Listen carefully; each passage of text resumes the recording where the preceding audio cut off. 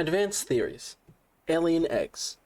Evidence suggests that a substantial number, if not all, of the local species reproduce through egg laying. Eggs can be found rusting on the sea floor, buried beneath detritus, or even wedged into cracks in the rock. Different species likely favor different biomes as their nesting grounds. Eggs discovered in the wild are in some form of natural stasis, likely awaiting ideal conditions in which to hatch, or the delivery of some vital enzyme which will kickstart the process.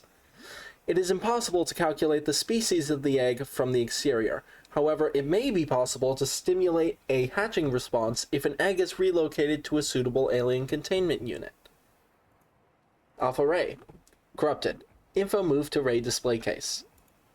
Bacterial infection report. You've been infected with a previously unknown waterborne bacterium. It is currently multiplying in your bloodstream.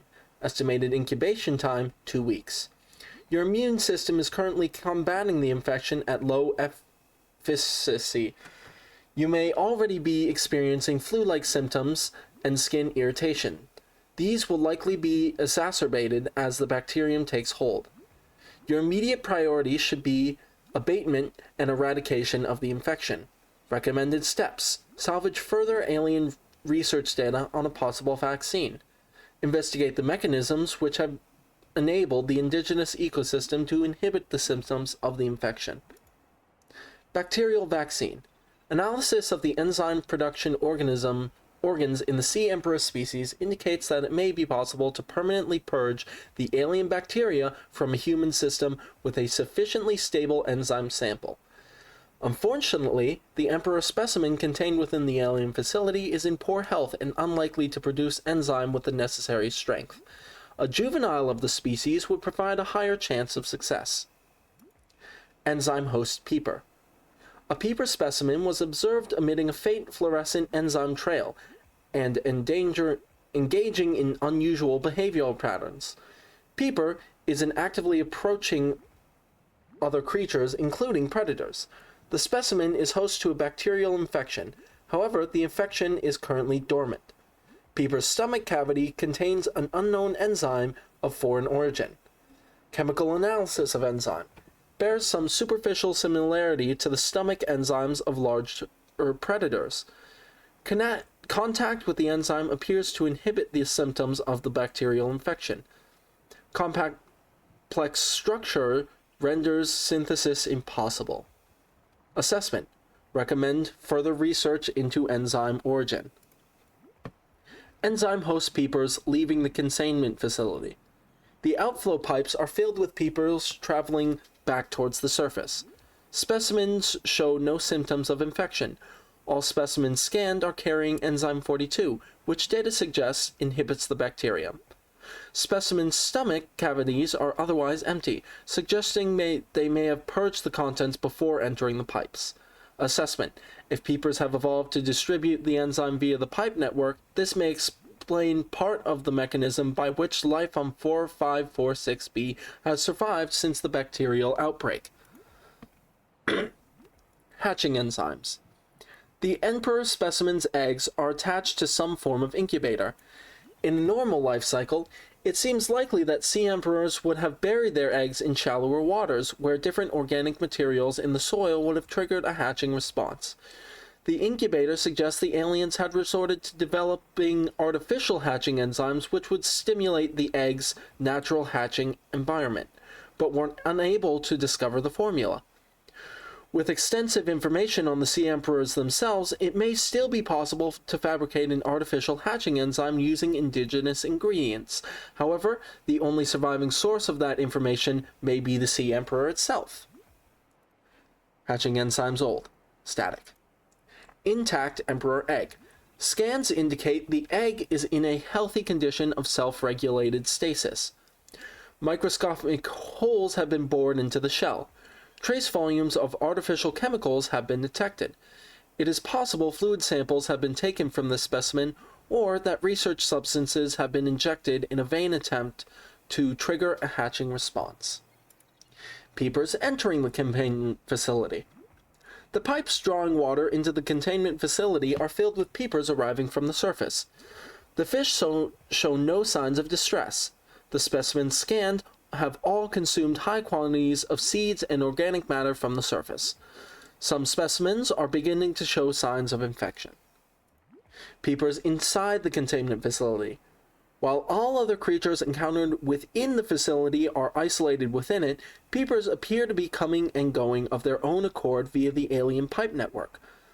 On arrival, peepers are approaching the Sea Emperor. Peepers exhibit a natural affinity for the stomach enzymes being expelled by the Emperor. Peepers which have come in contact with the enzyme are returning to the pipe network. Analysis. This behavior must be the source of enzyme 42.14546b, or the area thereof which supports life. It is likely also responsible for the survival of the Emperor and the other life forms contained within the facility. Ray species on 4546b. Different species of ray indigenous to 4546b, each adapted to different environments. The specimens are 99.99% genetically identical to those encountered on the planet today, suggesting that rays in particular have undergone little evolutionary mutation in the past millennium. Ghost rays, jelly rays, crimson rays, and rabbit rays likely all share a common evolutionary ancestor. The alpha ray would have evolved deep in trenches, quickly growing in line with available food supplies. It would have most resembled the ghost ray in size and appearance, with translucent skin for camouflage and forward-mounted eyes for hunting. A fast and fearsome stalker of small creatures in the dark. While some rays have stayed within the limits of the cave systems where they first evolved, others are relatively more recent adaptations to new environments, likely the results of overpopulation. All of the rays on 4546b have given up predation in favor of herbivorous scavenging, and use poisonous flesh to protect themselves. Sea dragon egg. This large egg is held in a hermetically sealed environment and has been chemically sterilized. Without the means at the facility to house a fully grown sea dragon specimen, it is possible the aliens sought to study instead the egg-laying and incubation process. To what end is unclear. Sea Emperor egg casing. Shell composition. The shell casing is formed from thick layers of carbon composite, suggesting an extensive gestation period. The Leviathan species may give birth just once per century, perhaps just once in their lifetimes. Shell casing incisions. Precise incisions suggest a laser-based tool was used to cut open the egg casing and forcibly remove the fetus inside prior to full gestation. Analysis. Time pressure to develop a bacterial vaccine may have driven the alien researchers to cut open this egg and remove the fetus for study. It is also possible that, removed from its parent and natural habitat, some vital condition for the infant to hatch naturally was not met. Sea Emperor fetus. Found preserved in a display case, it was likely a child of the adult specimen contained within the facility. Superficial damage to the specimen indicates it was artificially removed from its egg casing. Stunted tissue development suggests the organism expired during the removal process. Tissue samples had been taken from the digestive tract. Analysis. It appears the aliens were attempting to formulate a cure for the bacterial from enzymes produced in the specimen's digestive system. Without a young, healthy specimen, these efforts were in vain. Specimen with infection symptoms inhibited. Scans indicate this infected organism has recently come into contact with a unique enzyme which has counteracted most debilitating symptoms of its infection. Skin blistering has rapidly receded and been replaced with healthy tissue. Altered genetic material has been replaced with original DNA from remaining healthy cells. Behavior normal. The bacteria is still present in the bloodstream but is currently dormant. Assessment. Investigate enzyme origin. Specimen with symptoms of infection. This organism is displaying signs of bacterial infection. Bright green blisters are forming networks around the infection sites. Pathology suggests a waterborne bacterium capable of penetrating the body through the skin and respiratory system. Underlying indications of genetic mutation and aggressive behavior. The bacterium itself is unlike any so far recorded in human exploration. Warning: may be contagious. Avoid. Do not under any circumstances consume the flesh. The Sea Emperor's eggs. Shell. Uncommonly strong shell lining. Organic growth on the exterior suggests these eggs may be hundreds or thousands of years old. 2. Alien tubes. Alien devices penetrate the outer shell layer, likely designed to supply them with nutrients and to isolate them from the surrounding environment. Amniotic sac. Like many eggs on 4546b, these do not contain a nutrient supply which is slowly exhausted by the embryo. Instead, they exist in a form of natural stasis, awaiting appropriate hatching conditions. Fetal organism. There is a high genetic match between these organisms and the leviathan in the vicinity. They appear to be stable and healthy. It is likely that ideal hatching conditions for the eggs vary considerably from ideal survival conditions for the parent. The sea emperor's life cycle. Available biological data has been used to synthesize the effects of alien bacterium on the sea emperor's natural life cycle. This creature likely lived and moved in small herds around the planet's ocean trenches, coming to surface to feed off the huge volumes of microorganisms in the shallower waters. Family size would be strictly limited by available food supply. Offspring would likely split off at a young age to form their own herds elsewhere. Given their sparse population, mating and egg-laying was likely infrequent, perhaps a once-in-a-lifetime event. The species likely had a preferred environment for egg-laying. In fact, successful hatching may depend on such conditions. Given the rarity of this event, it is impossible to calculate those conditions precisely.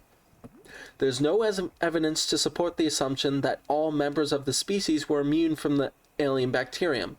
Even if this is so, there is evidence that introduction of the bacterium decimated life on the planet, and this would have catastrophic effects on the emperor's food supply and survival rate.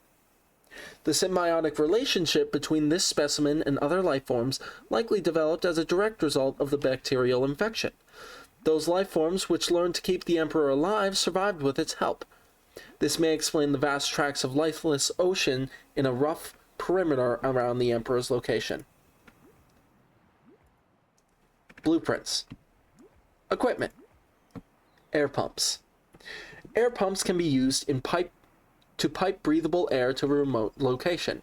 The base-attached air pump can be built at a compatible habitat and will source oxygen directly from the habitat's oxygen generator. The floating air pump must have access to breathable air and be floating on the water's surface. Pumps must be connected to a pipe chain to function. Creature decoy. This advanced deployable is a catch-all solution for mimicking the behavior of a living creature for purposes of scientific research or predator evasion. Vibrates, cycles air and water, and sends out random high-frequency sound waves to emulate a living organism. May be hand-placed or launched from compatible Cyclops submarines. Short onboard battery provides limited lifespan, attracts predators of all kinds. Handheld scanner. The essential science and survival tool. The scanner can be used to add new blueprints to memory and analyze unknown entities. It emits electromagnetic radiation in the specified direction, which is reflected by the environment and then analyzed to determine the physical makeup of the targeted object. It has 4 primary functions. Blueprint acquisition. Record the physical parameters of scan technologies to add their blueprints to the PDA Databank. These blueprints may then be constructed at the appropriate fabricator. The scanner is also equipped to break down damaged and otherwise useless devices into their base metals for salvage purposes. Organism analysis. The scanner will attempt to match scanned organisms against the onboard database. If no match is found, then the species will be assigned to an easy-to-remember name, and a new databank entry will be created. Your PDA's AI will also attempt to synthesize theories on the behavioral tendencies and evolutionary origins where possible, as well as deliver assessments on how best to approach them. Medical analysis. Scanning any living organism will display basic information on their state of health and on the scanner's HUD. This information will be limited without access to a network database. Self-scan. The user may run a self-scan to determine their own physical well-being. The scanner will search for foreign bacteria and other signs of ill health and compare with available data to provide a diagnosis. The Altera Spectroscope Scanner. Understanding the world so you don't have to. Laser cutter. The ultra-high frequency laser cutter is tuned specifically to cut through titanium and plasteel-based materials at a thickness of up to 10 centimeters. This makes it an essential tool for construction, salvage, and rescue operations, but ineffective on natural obstacles. The Altera laser cutter, who called the locksmith. Light stick, a mobile battery-powered LED light which provides low-level lighting in a 360-degree area and can be attached to most surfaces. Propulsion cannon. The propulsion cannon allows technicians to manipulate gravitational forces at ranges of up to 20 meters. It is commonly used in construction and mining to move materials. Operating instructions. Pull the trigger once to lock onto and attract a single targeted object weighing less than 25 kilograms. The object can now be safely retrieved from the gravitational beam. Alternatively, pull the trigger a second time to propel the object away from the device. Not recommended for use on organic subjects. The prop cannon.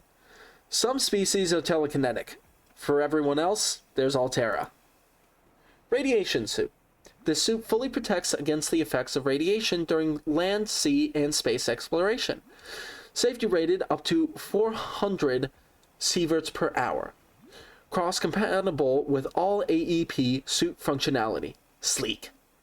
The radiation suit, a necessary precaution in a post-MAD world. Reinforced dive suit. This suit is reinforced with synthetic fibers to reduce incoming physical and thermal damage. Shock absorption reduces physical impact velocity by approximately 50%. Rated for temperatures up to 70 degrees. Disclaimer, you are not invulnerable while wearing this suit. The reinforced dive suit. Why take chances when you can take Altera? Repair tool. The repair tool can be targeted at any common device, control panels, habitat modules, radios, etc., to stitch wires and seams back together at the atomic level. All good technicians keep one of these under their pillow. Most people don't care why it works, just that it saved their life that one time. But in case you're curious, it combines scanner and fabricator technologies to determine the proper specifications for the targeted object, and then rearranges the available physical materials to match their original specs. The Altera repair tool. Get your fix. Repulsion cannon. The repulsion cannon is a modification of the base propulsion cannon, which enhances its propulsion effect at the cost of the ability to draw objects closer. It can be fabricated using a modification station and is commonly employed in self-defense and as a less than lethal firearm. Stasis rifle. The stasis rifle uses patented technology to slow time around the entity to as near to a full stop as the laws of physics will permit, essentially anchoring the target in place without affecting its internal workings. It is designed to facilitate scientific and engineering operations by expanding the window of opportunity for action in time-sensitive scenarios. The stasis rifle features an independent, replaceable power cell, and the trigger may be held down to increase the area of effect and duration. Common applications include slowing fast-moving mechanisms, such as fan belts, to facilitate maintenance operations. Temporary incapacitation organisms for research purposes. Navigating perilous spaces by freezing potential threats.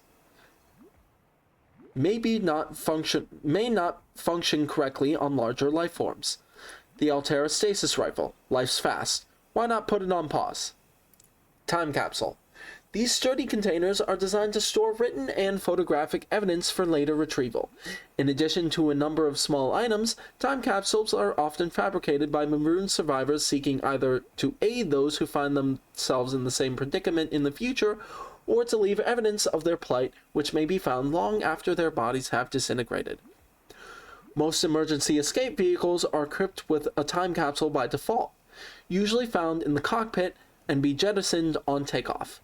Altera requests time capsules be stocked with tools and resources which will aid those who may discover them in the future. Water filtration suit.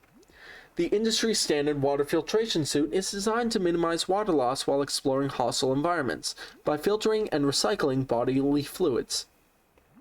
Reclaimed water is stored in containers for later consumption. Normal production rate is 2 bottles per day. Filters contaminants from no less than 4 different bodily excrements. Blood and sweat may be effectively processed. Upgrades to Mark II to make the most of tiers. Onboard flavor neutralizers can be activated at startup. Flavor neutralizers not included on all models. The water filtration suit, because drinking reclaimed urine is better than death by dehydration. Habitat installations. Alien containment. Despite huge Altera-led advancements in stellar technology, exploring new worlds still has its challenges, and alien life forms are one of them. That's why we built the Alien Containment Unit. The unit is designed primarily to breed larger or made dangerous species. Technical provisions.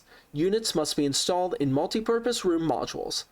Units may be connected between rooms stacked in a column. A hatch must be installed in order to access the unit. The base of the unit is a planter, allowing seaflora to be grown from seed. Breeding tips. Providing sufficient time and living space, organisms of the same species should mate and reproduce. Eggs inside the unit will hatch over time. Organisms raised from birth in captivity often exhibit unusually passive behavior. Warnings. Environmental controls may fail if the unit is overpopulated. Infections may be transmitted faster between specimens in artificial environments. Never tap the glass. You don't know what will tap back, or how hard. Aquarium. The aquarium is designed to hold and sustain up to 8 small aquatic organisms and fits inside a regular multi-purpose habitat room. Aquatic creatures make up 70% of all known species, making the aquarium a commonly deployed tool in many exploratory operations. It is just as often used to house livestock for later consumption as it is to hold specimens for xeno research. An automated environment regulation system means there's no need to feed or care for your subjects. Due to its size and the regular aquarium, it is not rated for breeding applications, and creatures are highly unlikely to mate. Construct a full-size alien containment unit for this purpose. Bulkhead door. The bulkhead door is designed to separate compartments while reinforcing structural integrity with its solid titanium frame. The door can be opened and closed to seal off compartments in the event of fire or flooding, or simply for privacy. Exterior grow bed. Advanced synthetic soils allow this grow bed to support a huge variety and quantity of alien plant life, and it can be installed anywhere on land or underwater where there is space. Fabricator. Fabrication technology is the power to rearrange matter at the atomic level. It was the catalyst behind the Great Expansion, and remains the backbone of the modern world. Fabricators come in all shapes and sizes, but the most common are small enough to be wall-mounted and are used for everything from constructing everyday implements to cooking dinner. It is common today for households to keep a store of generic-based materials on hand for any eventuality. Floodlight.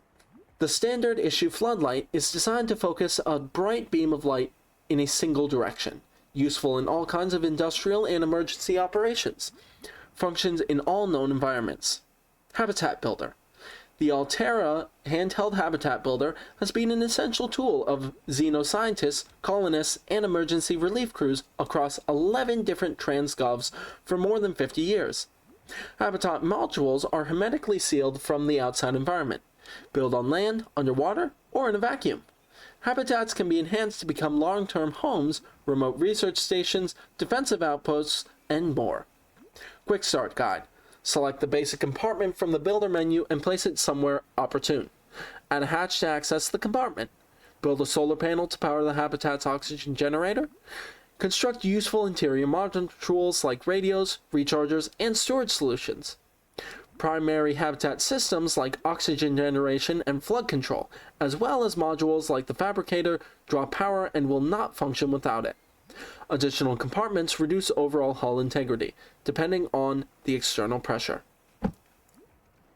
Quick build habitats. A home far, far away from home.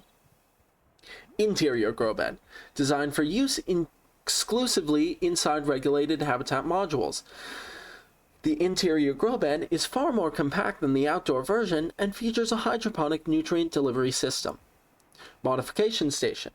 Where the standard fabrication atomically rearranges raw materials to form complex devices, the mod station is able to combine complex devices to enhance their function. Most industrial vessels are fitted with a complement of equipment modification stations which enable engineers to adapt their tools on the fly. To conserve hard drive space, the modification station is excluded by default from most personal emergency blueprint libraries. However, extreme environments such as ocean and desert-class planets may necessitate the adaptation of basic survival tools for unanticipated applications. For this reason, access to a mod station is always recommended. Moonpool. The Moonpool is an essential module for long-term exploration. Its primary function is as a dry dock for small vehicles such as the Seamoth and Prawnsuit. The large central chamber contains a pressurized pool which provides ready access to the surrounding waters and comes as standard with equipment for raising and recharging a vehicle. When outfitted with a vehicle modification station, the Moonpool can be used to build and equip vehicle upgrades.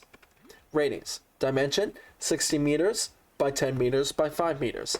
Connection points, 6. Habitat hull strength liability at sea level, -5. Equivalent 4 rooms.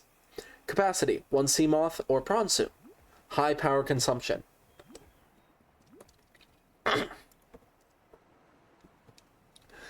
Planters and pots. Interior planters come in a variety of configurations and allow for most plant species to be grown in small numbers, for decorative or botanical use. Scanner room. This advanced habitat module can transform a small outpost into a burgeoning science and exploration station.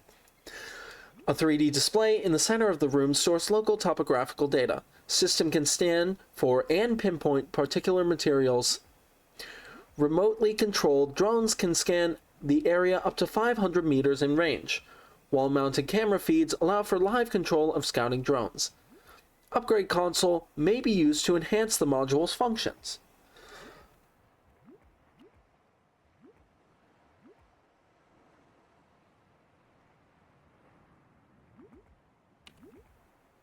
Spotlight. A permanent lighting solution developed for installation on existing habitats and facilities. Automatically rotates on a 180-degree arch. Motion sensitivity. Will track nearby moving objects. Draws electricity power from main power. Water filtration system. The filtration system draws water unfit for human consumption from an external source. Atomically splits it into constituent parts and outputs consumable liquid water and salts while disposing of any harmful byproduct. It can be built in any compatible habitat module, but has substantial power requirements. The Altera water filtration system. Any liquid into pure, refreshing, pH-balanced water? Yes, sir. Any liquid. Power. Bioreactor.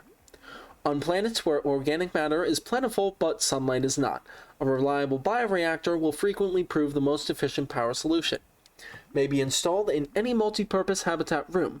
Chemically composts organic materials, converting them into energy over time. Accepts all plant matter from seeds and spores to moldy fruits and vegetables. Can also process animal matter, fat, muscle, eggs, etc., and some organic waste products. Energy production is proportionate to the calories in organic matter. The bioreactor, totally organic. Renewable energy nuclear reactor. Renewable energy sources will usually be sufficient for maintaining a small outpost. For everything else, there's nuclear power. Powered by up to 4 replaceable uranium reactor rods. Do not attempt to replace reactor rods without a full radiation suit. Do not attempt to overclock the reactor.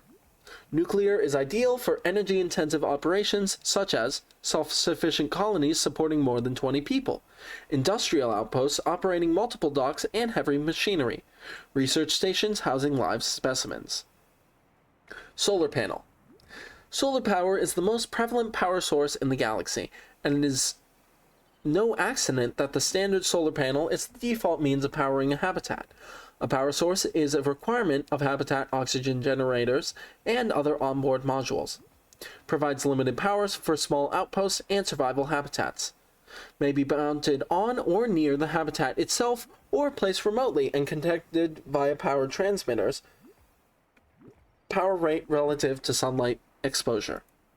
Thermal plant.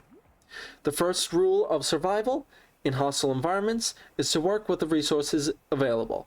If it's 800 degrees outside and you're in danger of burning to death at any moment, you might as well get some cheap, reliable energy out of it. Converts heat energy into electricity. Always take thermometer readings before attempting installation. Core mechanisms are housed in a heat-resistant chassis, but are not impervious to extreme temperatures.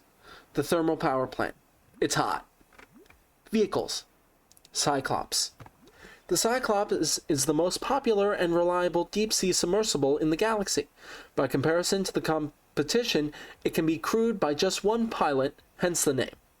It features 3-speed manual piloting controls and forward observation deck for precision maneuvering. Dry dock for transportation, maintenance, and recharging of scouting vehicles. Extensive storage solutions in the keel hold section. Internal and external video feeds. Onboard AI for threat detection. Extensive customization options. Advice for captains. Higher speeds generate additional noise, which may attract undesired attention. Power consumption. Engine off, 0%. Slow, 25%. Standard, 50%. Flank, 100%. Silent running mode may be activated in conjunction with any speed setting to reduce the noise close to zero, at a substantial additional power cost. Cyclops upgrades may be fabricated at the terminal in the engine room, and installed at the neighboring panel. Ratings. Top speed, 8 meters per second. Acceleration, 3 meters per second. Power, replaceable power cells. Dimensions, 54 meters by 14 meters by 12 meters. Persons, 1 to 6. The Cyclops does not feature habitation quarters. It is recommended the captain draw up a rota to decide who gets to sleep in the corridor each night. Automatic fire suppression, hull damage, and high speeds increase fire risk. Emergency ballast. In the event of full system failure, the vehicle will sink. Mobile Vehicle Bay. The Mobile Vehicle Bay is a deployable station equipped with fabrication drones designed to construct small research and exploration vehicles from raw materials. It is a common tool in almost all industrial, scientific, and colonization operations. Neptune Escape Rocket. This blueprint set was developed at Altera headquarters specifically to get you off 4546b and back to the nearest phase gate. It takes into account local gravity, astronomical data, and available resources, and is piloted by AI. It may be adapted to employ whatever power source is available, but it will require a lot of it. It consists of 5 independently constructible elements. Launch platform. Floating platform provides a solid base from which to launch the rocket. Gantry provides structural support. Stage 1. Primary thrusters for reaching atmosphere escape velocity. Stage 2. Fuel reserve. Stage 3. Cockpit. Features: 1-person life support. Short-range communications. Adaptable power supply. Orbiting shield. Onboard time capsule. Warning. Onboard AI will not launch if local threats are detected.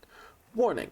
The use of alien materials to power the craft may increase its range in unpredictable ways.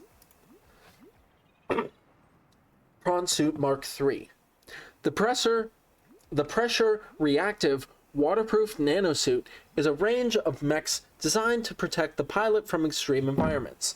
The Mark III is the latest iteration, and has so far only been rolled out by Altera for their own high-value phasegate-related operations. The suit is fully insulated from the outside environment. Powerful hydraulic limbs allow for manipulation of objects and powered traversal of the environment. Rear-mounted thrusters provide maneuverability in low-gravity environments. A range of modifications are available to facilitate resources extraction and enhance exploration. The Prawn Suit. It's got you covered. Sea Glide. The Sea Glide is a personal transportation device designed for use in oceanic environments, capable of speeds of up to 36 kilometers an hour in standing water. Displays basic topographical data for aid in charting cave systems. Replaceable battery. Keep fingers clear of propellers. The Sea Glide. Anything that moves faster underwater is probably trying to eat you. Sea Moth. The Sea Moth is a 1-person vehicle with an independent replaceable power cell fitted in the rear and a fully customizable design. Low-power multi-directional thrusters enable it to function equally well in sea or space environments. Most long-range vessels carry at least 2 vehicles of this class to facilitate the exploration and exploitation of small astronomical bodies. However, they can also be fabricated at a standard mobile vehicle bay. Ratings: top speed, 13 meters per second. Acceleration, 5 meters per second per second. Distance per power cell, 10 kilometers. Crush depth, 200 meters below sea level. Upgrade module slots, 4. Dimensions, 3 meters by 1.5 meters by 1 meter. Persons, 1. Seamoth may be modified by installing upgrade modules to the access point mounted on the wing. These include increased cargo storage, superior power, pressure and collision compensation, enhanced sonar, defensive capabilities. These modules may only be manufactured at a moonpool outfitted with vehicle modification station. The Seamoth. It goes anywhere but land. Vehicle Upgrade Console. This terminal allows vehicles to be customized with different naming and color schematics and upgrade modules. Must be installed in a compatible moonpool module. Upgrades may be constructed at the dedicated fabricator. Upgrades include additional defensive capabilities, scanning equipment, and storage. Data downloads. Alien data. Artifacts. Alien building block. This rock-like object features organic as well as mechanical parts, and there is some genetic and technological crossover with the design of the self-warping constructs encountered elsewhere. It appears to serve no purpose in its current state, and is awaiting some kind of activation sequence. Material such as this may have been a fundamental building block of the aliens' technology, or even of the aliens themselves.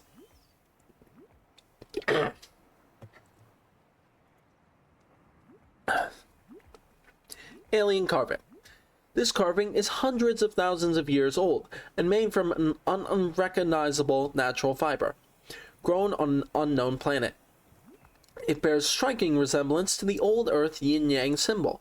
Two competing theories may explain the similarity. Aliens visited Earth prior to the 4th century BC and influenced the development of ancient Chinese philosophy. The concept of yin and yang is universal, since yin and yang describes the fundamental interdependency of seemingly opposite forces. It may be necessary existential understanding. In some form, in all sufficient developed civilizations. The tapering of two circles, union, into opposed and infinitesimally small points, the finite, is one logical way to represent this understanding and may have been developed independently by species other than humans. Alien rifle. Strong resemblance to human weaponry in form, this device must have been designed with a humanoid user in mind. Whether the aliens that built this structure were themselves humanoid or otherwise employed the use of humanoids is unclear.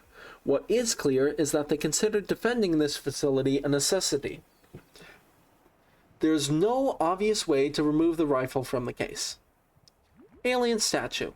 This artifact is unpowered, suggesting it served a ceremonial rather than practical purpose. The pyramid resembles vines spiraling upwards towards the warm blue stone mounted above it. It may represent a plant found on the aliens' homeworld, a building of religious import, or even the gravitational pull of their home solar system.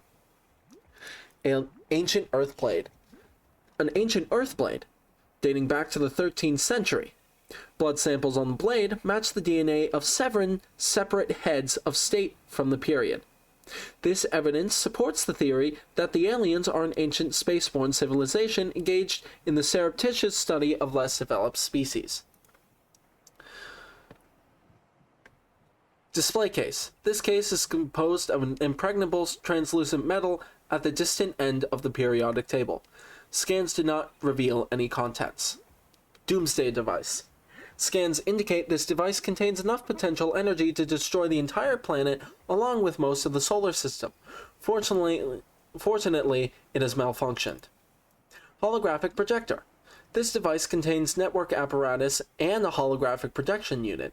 It was likely used as a communication relay capturing and projecting the image of the user to a remote location.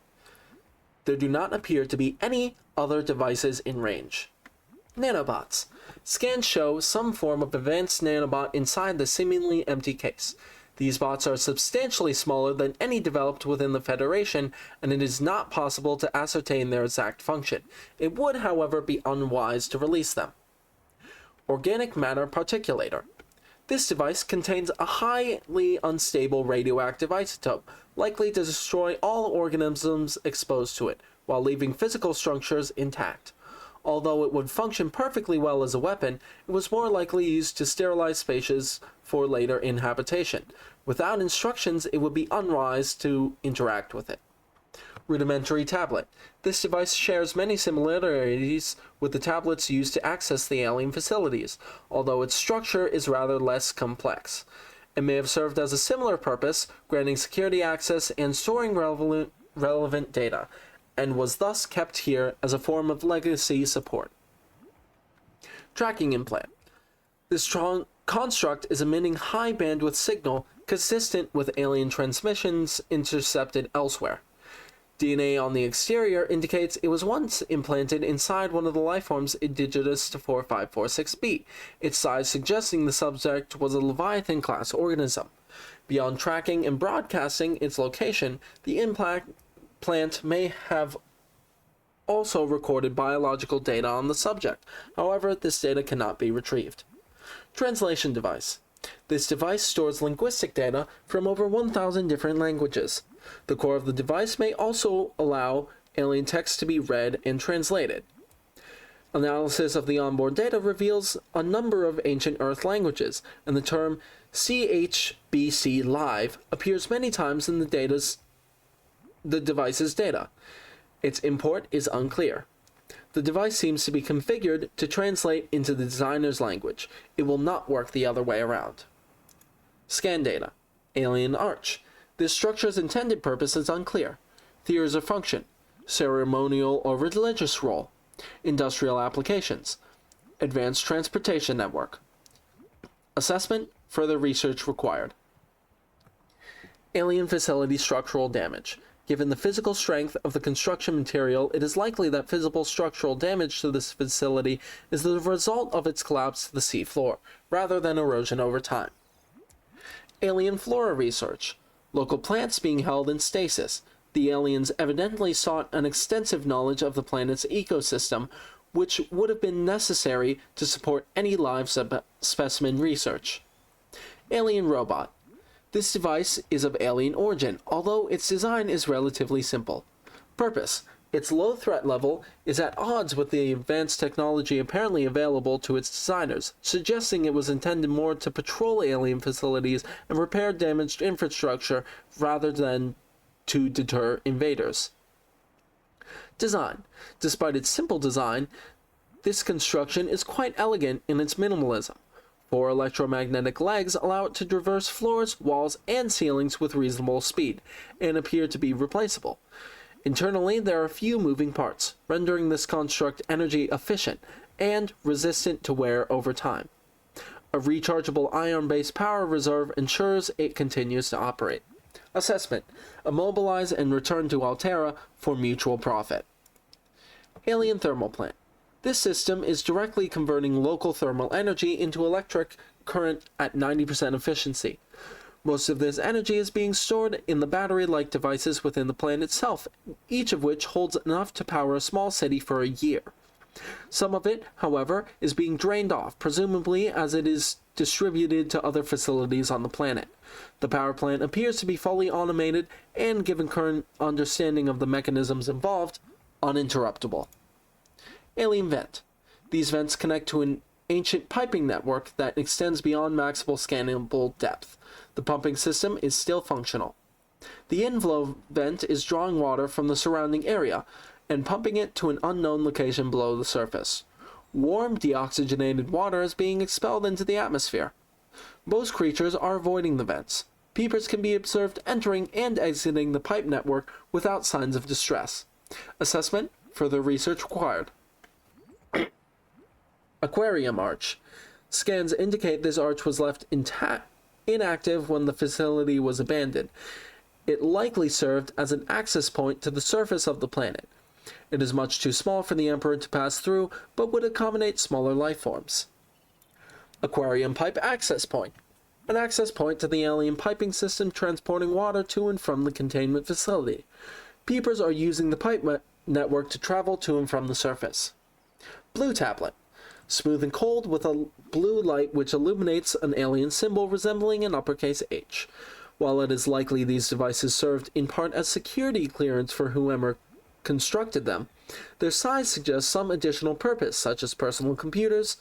Whatever the case, the technology is far beyond humanity's own. Damaged Anchor Cable. These thick cables were designed to anchor the nearby facility to the surrounding cave walls. Damage to some of the cabling has resulted in the facility collapsing to the floor. Calculations suggest such damage will require an extensive percussive force in excess of 300 tons. Energy Core. This device houses energy equivalent to 100 megaton nuclear detonation, which can be channeled through the facility and directed at vessels overhead, or bent around the planet's gravitational pull to strike targets in an orbit. Power is routed via the attached terminal, allowing for the device to be deactivated if necessary. It is currently operating without parameters, suggesting it will likely target any ship within range. Force Field Control Terminal. This device matches no known technologies and is likely alien in nature. Power is being routed via the terminal to the nearby force field. The technology is far beyond anything encountered before by the Federation. Nonetheless, there's a good chance it functions like a regular lock and only requires the correct kind of key. Ion Cube. This green mineral substance has no entry on the periodic table and an unprecedented ability to store huge amounts of ionic energy within it, likely grown artificially. Cubic appearance suggests it has been cut from a larger deposit. Each cube contains the equivalent ionic energy of 5 kilotons of TNT. Under the right conditions, the energy could be released in a controlled manner. Likely used as batteries, but would require a substantial power source to be recharged. Assessment: valuable energy source. Ion Cube Fabricator. This device appears to be the origin of the raw mineral that forms the base of the ion cubes which power smaller alien systems, likely drawing power itself from the main thermal plant. This device may represent an almost limitless source of energy. Orange Tablet. This device hums slightly and displays an orange lit symbol resembling an N. It may offer a way to interact with compatible technologies. Production line. A production line of warper parts. Purple Tablet. This carbon-based device is lighter than it looks and features a symbol which resembles a U, lit up on purple. Despite the onboard power still functioning, algae growth on the exterior indicates it was abandoned hundreds, perhaps thousands of years ago. While the technology is far beyond Federation levels, and there is no obvious way to interface with it, it should nonetheless be possible to fabricate a precise physical copy of the device if necessary. Research equipment. A large laboratory table and accompanying scanners incorporate technologies far beyond our current level of understanding. Hypotheses: equipment maintenance, staff maintenance, specimen analysis, specimen gene manipulation. Research probes. The prominence and facing of these alien devices suggests they are some kind of probe or sensor. Their subject would seem to be the vast skeleton in the center of the cavern. The attached cable network may lead to a remote power station or data hub. Assessment. Investigate. Self-warping quarantine enforcer unit. This lifeform shows signs of heavy genetic modification and extensive mechanical grafting. Its digestive and pulmonary systems have been replaced by an onboard battery receiving energy directly from the main grid and distributing it around the body. Miniaturized phase technology has been implanted beneath the skin and is triggered by the central nervous system, allowing the construct to teleport at will. The brain and central nervous system have been digitally augmented with advanced processing power and remote communications. Assessment: programmable hunter-killer. Avoid. Sonic deterrent.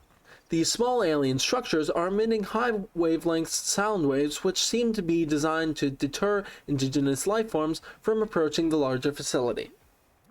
Warper parts. The organic parts on display contain DNA from dozens of different organisms, largely originating off-world.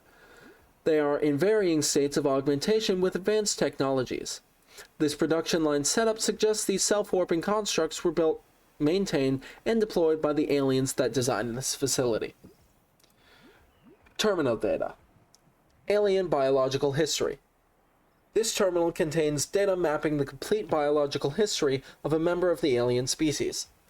The dataset is hugely complex, but some basic facts can be reconstructed. Was grown from seed 1,708 Earth years ago.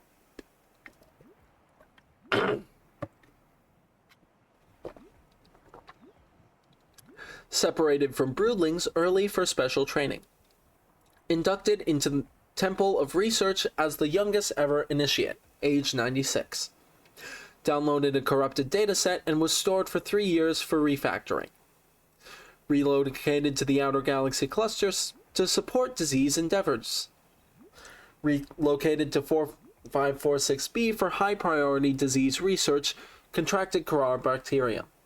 Stored in Sanctuary 3, corporeal body safely disposed. Alien Data Terminal. Discovered inside an alien facility. It was not possible to translate any useful information, however scans have returned some information on the device itself. It is likely a solid-state computer, although there is no clear way to interface with it. On approach, it began producing a low-frequency radio wave containing complex but recognizable data patterns. It is likely the alien species which designed this technology evolved or genetically selected sensory apparatus to hear and understand the information being broadcasted by the device, and to communicate back. The mental processing power required to perform this kind of telepathy would imply that designers were considerably more psychologically developed than the common human. Assessment. Further research required. Alien Sanctuary Alpha. Architectural information has been downloading regarding this antechamber. Ceiling fixtures. The structures mounted to the ceiling of the cavern cast a low green light over the data hubs below, but they are also regulating the pH level of the surrounding water, and emitting a low-frequency sound wave. It is possible the intent was to ensure ideal conditions for a practical end, but their purpose may also have been ceremonial or even recreational in nature. Aesthetics. Ornate in design. The cubes mounted on the pedestals are not being drained of power, suggesting they serve some more symbolic purpose. Similarities to old Earth religions'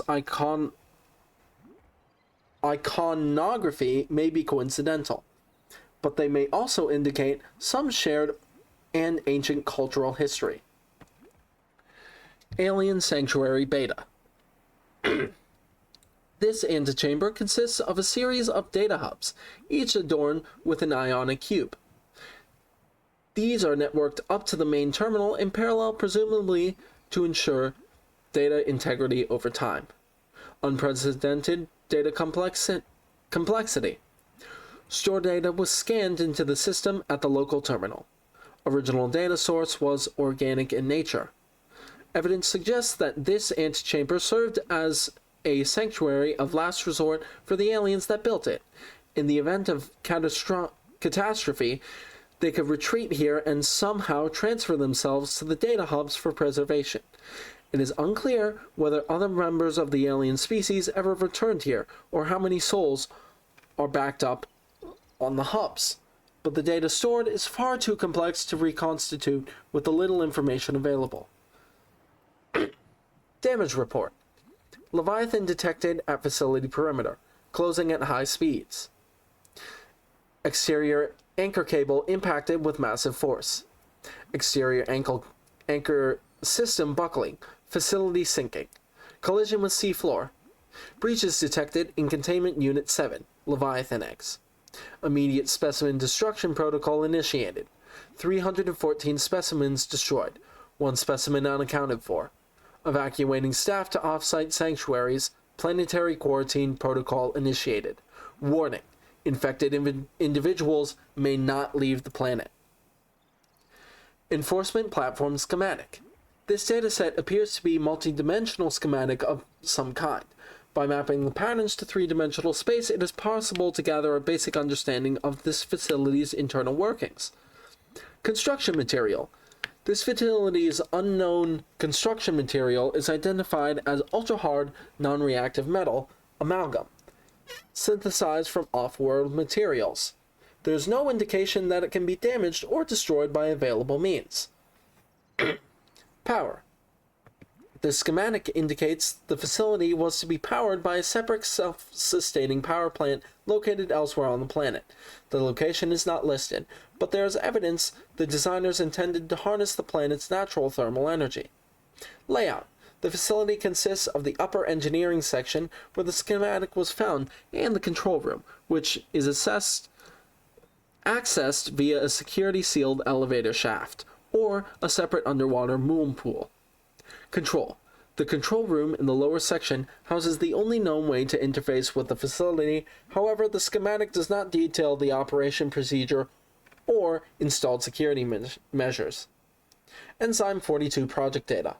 According to a translated data log, an indigenous Leviathan species was found to produce a unique substance referred to as enzyme 42, which inhibited the symptoms of the Karar bacterium infection in other indigenous organisms.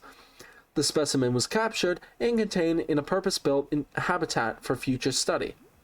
The alien researchers went to great lengths to provide for the life form's environment needs, including the import of interdependent flora and fauna via the on-site warp gate. However, its health quickly deteriorated. When quarantine was imposed, all warp gates and force fields were sealed. All attempts to develop the enzyme into a vaccine had been unsuccessful. Fauna reproduction data. Extensive alien research data on the local fauna with special focus on their reproductive methods. Core conclusions have been synthesized. Aliens discovered the life forms on the planet have just one sex. They observed local organisms engaging in asexual reproduction. All healthy individuals tested were capable of egg laying. Eggs usually required genetic material from another one of the species. In rare cases, only one parent was required, with evolutionary mutation introduced by the efforts of the environment itself. Research appears to have been focused around hatching conditions and genetic variations between parent and child. Fossil data. Fossil data recorded from the volcanic rock that was excavated to construct the alien power facility. It has been possible to extrapolate a number of key trends. Genetic divergence. The alien recorded data on indigenous organic remains originating between 10,000 and 1,000 years ago. The life forms on record featured an unusually low overlap with those encountered so far on 4546b. Extinction event. Soil samples from 1,000 years ago contain 300% higher concentrations of organic remains than the soil average. Data supports a mass extinction event killing off a majority of species and forcing rapid adaptation amongst many of the survivors. Ion power data. It has been possible to extract useful information regarding alien ion power. Ion cubes are grown artificially from a mineral substance and are treated to remain in a stable state despite the huge ionic energy contained within. By installing an ion cube in an appropriate device, this energy can be released as electrical power. Using this knowledge, it has been possible to synthesize new battery and power cell blueprints which leverage advanced ionic energy to last considerably longer. Karar contagion profile. This terminal contains extensive data regarding the bacterial contagion identified as Karar. Discovery. First encountered during routine network expansion on outer worlds. Pandemic development. Network error resulted in routine quarantine procedure failure. Contagion was uploaded to and spread quickly through the core worlds. Confirmed death, 143 billion individuals. Bacterial mechanisms. Attaches to healthy living cells and mutates the basic genetic structure. Symptoms. Stage 1. Gradual immune system failure. Stage 2. green skin lesions, and flu-like symptoms. Stage 3. Unpredictable alterations to biological structure. Stage 4. Complex shutdown of executive function. Emergency steps taken. Core worlds quarantine. Bacterial samples distributed to isolated disease research facilities for vaccine development. Treatment procedure unknown. See Emperor Leviathan research data. Specimen size categories have been adjusted upward to accommodate this species. Feeding and digestion. Alien research data indicates that despite its size, this species feeds entirely on microorganisms it filters from the water, which themselves depend on the complicated ecosystem of plant and animal life. Reproduction. Large ovary-like organs are carried in the creature's middle section, suggesting that, like other species on this planet, it produces eggs. However, internal scar tissue indicates probable infertility. Enzyme 42. The Emperor manufactures enzyme 42 within its stomach cavity to break down its food, and will occasionally expel it into the surrounding waters.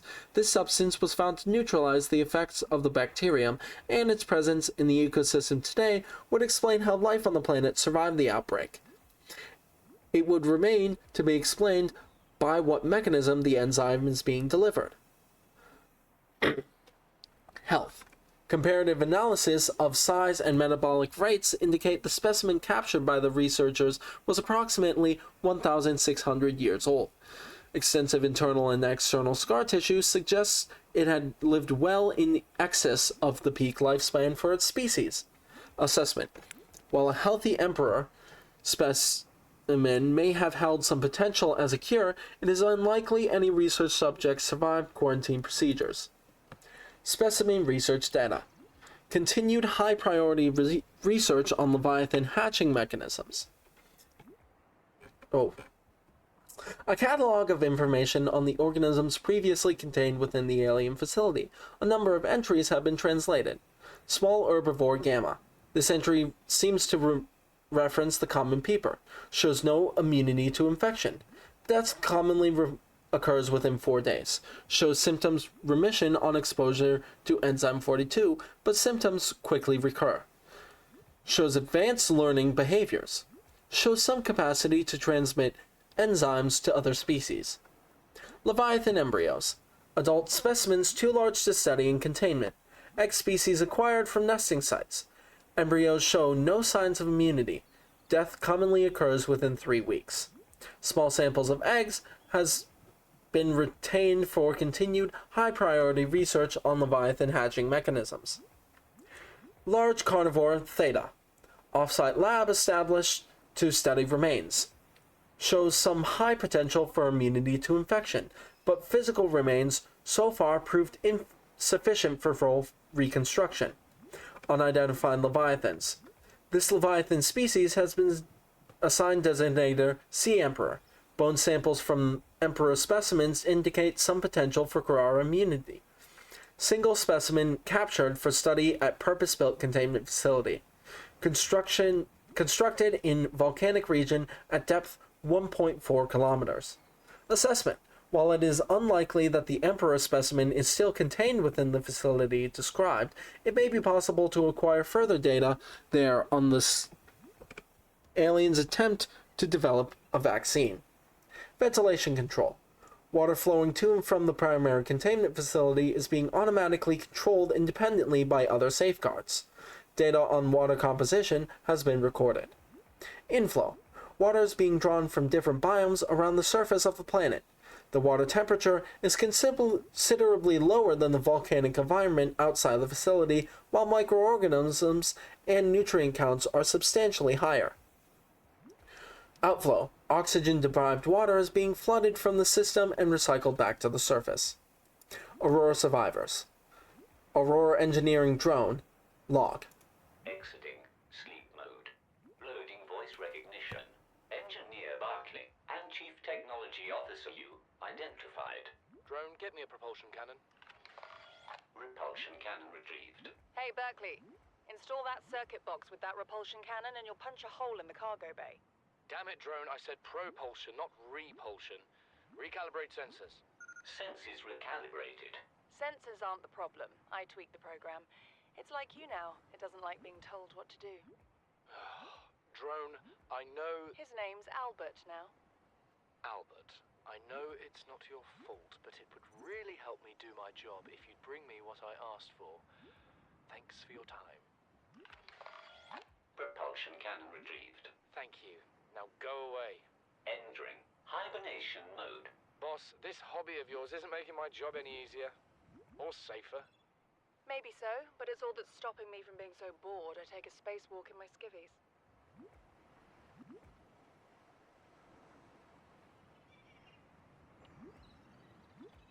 Aurora scanner room voice log. The way I see it, no one's to blame here. He gave me the wrong coordinates. She didn't give me clear instruction. Okay, I'll rephrase. You've been equally incompetent. Now, we've lost time, but we're closer to the planet. So if the Degassi's out there, the scans should pick it up. Why are we even helping the Mongolians? They're the competition. Enjoy your shore leave on Sanjay Station? Like having fuel in the tanks? Thank the Mongolians. We run the scans, we show them we didn't find anything, and we say thanks for the free dinner. Clear? Sir, there's something odd on the surface scan here. Turn that recorder off.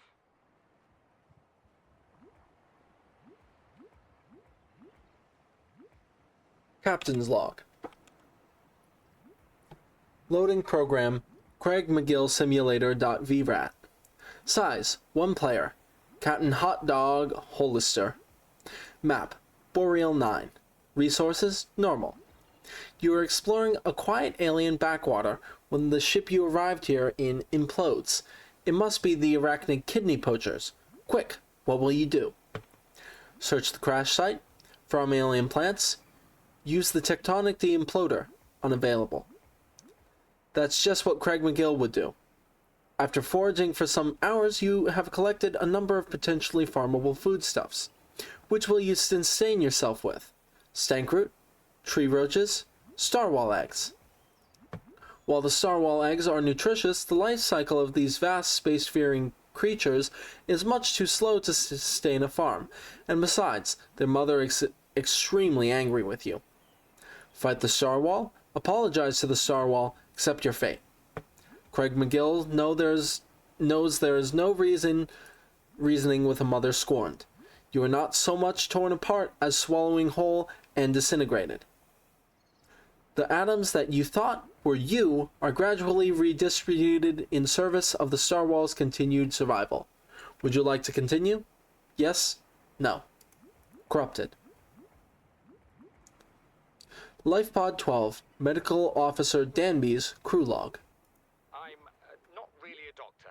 I know that's what my ID says, but I never have been. Cheated the medical exams. What does a doctor these days need to know about manually resetting bones? When was the last time a top surgeon actually cut someone open? That's what the robots are for. Doctors these days read diagnoses off of computer readouts. For that, I'm perfectly qualified. But what good is it when I'm not connected to the main network? I'm bleeding. I've got glowing green pustules growing on my hands. I run a self-scan and it tells me I've got skin irritation. The only thing I studied in medical school was how to lie convincingly. What the hell do I know about how to treat an alien disease? I think I'm actually going to die down here.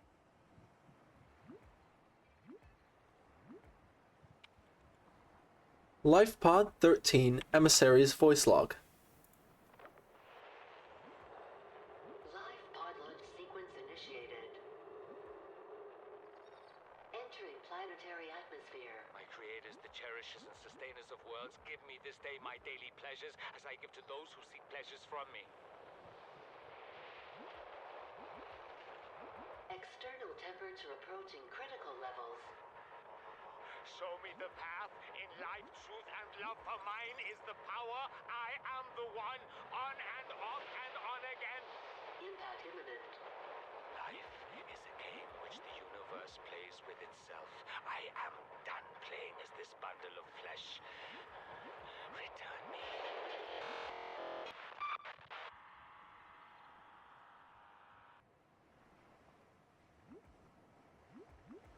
LifePod 17, crew log. How's his log? It's the day of the crash.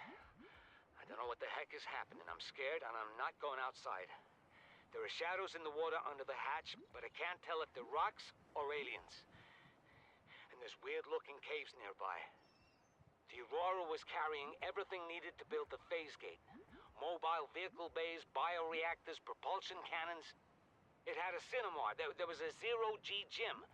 My cafe. I don't understand how we're here now. I don't know why no one's coming for me.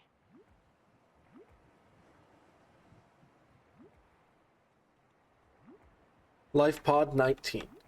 Second Officer Keen's crew log. To all crew, if you are reading this, then you have followed the automatic distress signal broadcast by this Life Pod's onboard computer, contrary to my orders. I have been forced to evacuate.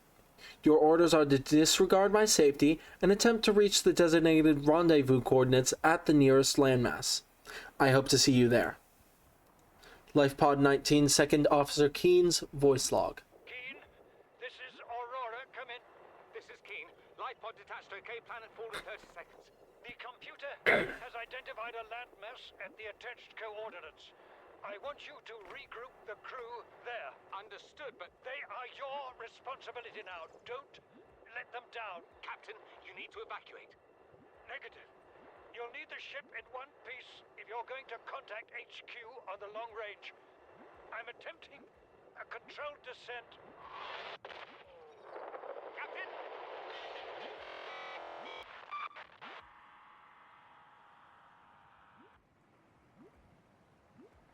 Life Pod 2, Chief Technical Officer use Life Pod.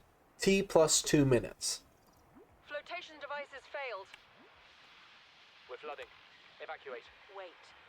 I can reconfigure the O2 system to act as a bilge pump.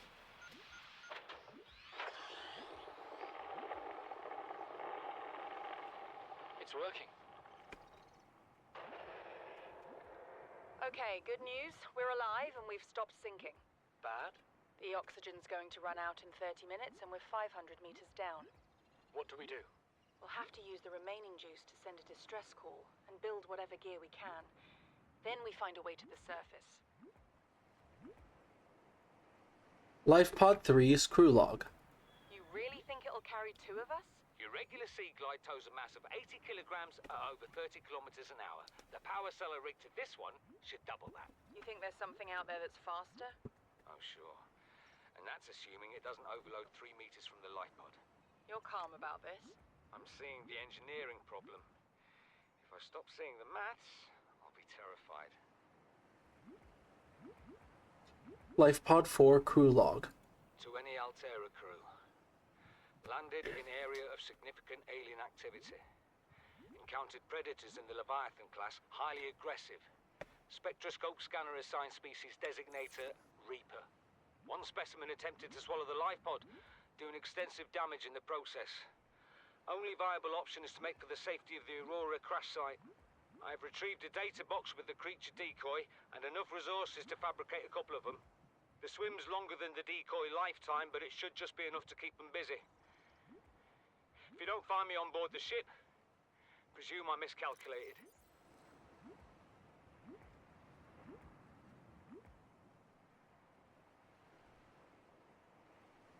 Life Pod 6 crew log 1. Ma'am, I need you to stay calm. We're not in immediate danger. Where are the rescue teams? The Aurora didn't make it. So, where are the rescue teams? They're dead, ma'am. We have rendezvous coordinates, but the routes are radiated. So, what are you going to do? I'm head of human resources, ma'am. This is not my expertise. But the PDA says if we can find some lead, we can make radiation suits. Out there! I am not setting foot outside this life pod without the proper protection. Don't worry. I'll go. Life Pod 6 crew log 2.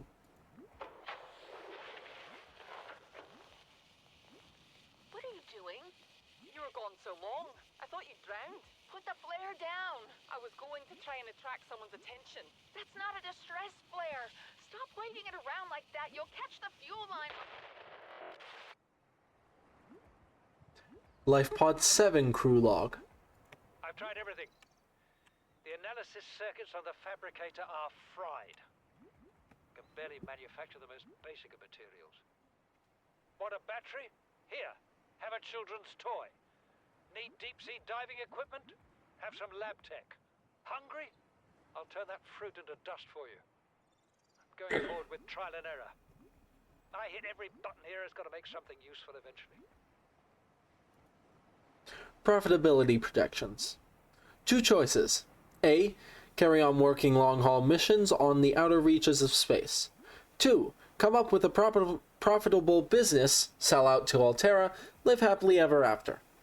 I choose 2. Ideas? A robot that builds other robots. A water filtration system that has infinite power. Solar power? Body heat? Do suns last forever? Check this. A phase gate that can be built by self-repairing robots instead of poor, lonely humans on an 18-month mission. What happens when something goes wrong?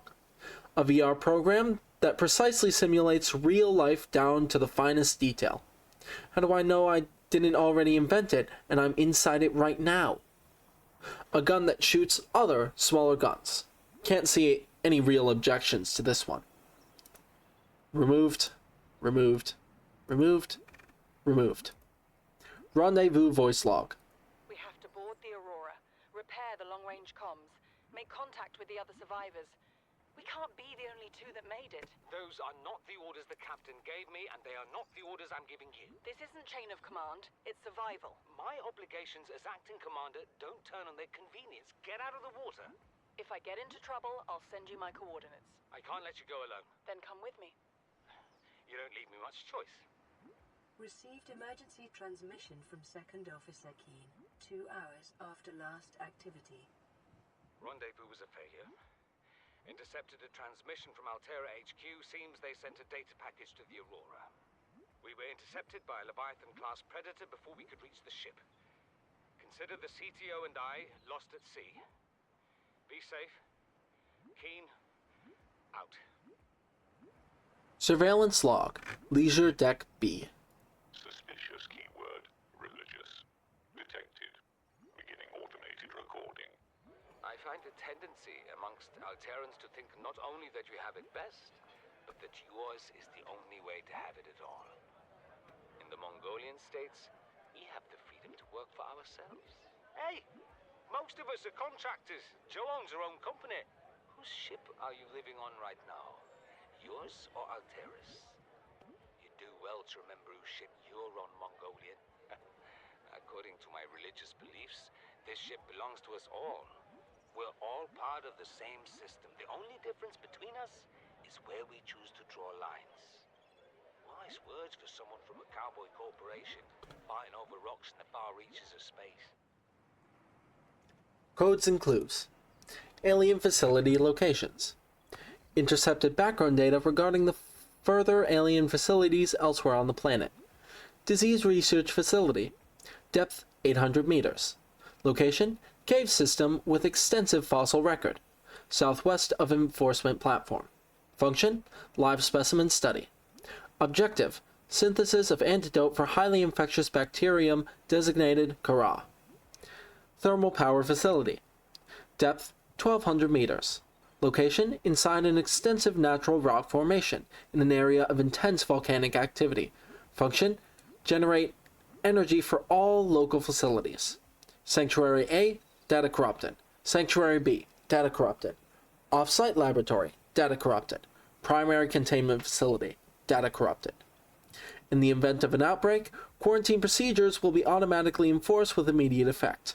The quarantine enforcement platform will target all incoming and outgoing crafts to prevent the spread of infection off-world. High security terminal, captain's quarters. Before they lost communications, Altera HQ uploaded a set of blueprints to the Aurora's main computer. There is a high security terminal inside the captain's quarters, located behind the prawn bay, from which the blueprints should be accessible. The code is 2679. Lab access. If you need to tweak your equipment, please use the mod station in the forward section or retrieve pre-configured equipment from the lab next door to the data coil. The door code is 6483. LifePod 13 transmission origin. A distress signal has been received from LifePod 13, but the attached coordinates were corrupted. Reported: carrying high-priority passenger Yoshi Gasar, sunk to a depth of almost 200 meters. Transmission origin mapped to Mushroom Forest, approximately 1,500 meters northwest of the Aurora crash site. Lifepod location 100 meters southwest of a vast tree-like structure. A distress signal has been received from Lifepod 3, but the attached coordinates were corrupted.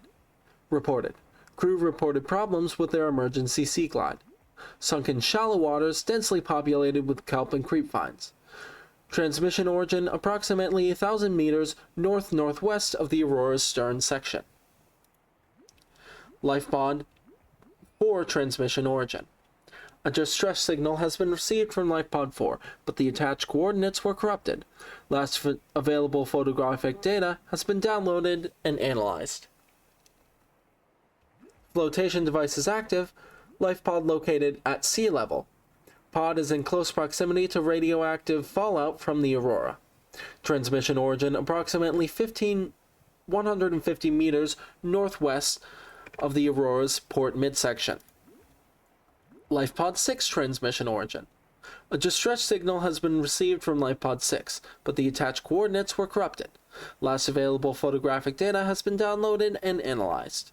Crew requested assistance navigating radiation. Sunk to approximately 100 meters. Located in an area dense with red grass near a number of natural arches and rock stacks. Transmission origin approximately 400 meters west-northwest of Lifepod 4's last known location. Lifepod 7 transmission origin. A distress signal has been received from Lifepod 7, but the attached coordinates were corrupted. Last available photographic data has been downloaded and analyzed. Crew reported problems with their onboard fabricator. Sunk to 200 meters in an area of low ecological activity. Transmission origin approximately 1 kilometer southwest of the Aurora's stern section. Non-essential systems maintenance logs. Robotics Bay. Access code 6666. Part sweep completed. Standard corridor routines completed. Public conveniences check delayed for ongoing use. Deck A Lifepod maintenance check commenced. Notes to self. So here we are, finally, in open space. We crossed the galaxy to install a phase gate, to send ships to mine resources, to build more expensive ships to install fancier phase gates. Are we trying to exhaust the galaxy, or just ourselves? 1806, Yu's birthday. 40, weeks before we get home. 400, weeks it feels like before we get home. Not enough. Credits Altair is paying me. 1454, Cargo Bay Code. Primary Containment Facility. A power router in the thermal plant is distributing energy collected on site to other facilities on the planet. Primary Containment Facility location updated. Constructed within a natural chasm, connected to this cave network. South-southeast. Area of volcanic activity. Depth 1.4 kilometers. Power distribution. Self-warping quarantine enforcement units 5%. Arch network 10%. Sanctuaries Alpha, Beta, Kappa 10%. Quarantine enforcement platform 35%. Disease research facility offline. Primary containment facility 20%. Reserve 20%. There's no clear way to interrupt the power flow. Robotic space security from CTO U. To Technician Hinkle. You're such a corporate stooge, Hinkle. Live a little.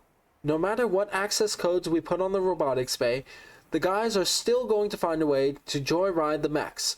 So if the second officer says we've got to change the codes, I'm just saying, let's change them to something we won't all forget. How about 6666? The guys will like that. Sweet offer. From Huggins to Wilson. You're telling me you've been on this rig more than a year and you've never took a ride on the outside? Well, now you've only gone and gotten yourself a friend with the keys to a giant freaking robot suit.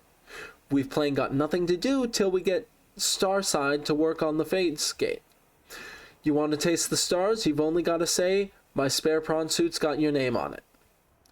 You don't know what power feels like till you've crushed an asteroid with your bare, heavily mechanically augmented hands. Want to play catch with a passing meteor? Come by cabin number 1. Code's 1869. Degassi survivors. Altera search and rescue mission. Mission. Search and rescue. Target, crew of the Mongolian vessel Degassi. Last known position, vicinity of planet 4546b. Ariadne Arm. Contact, Mongolian emissary Joji Kasar, Aurora passenger quarters. Mission brief.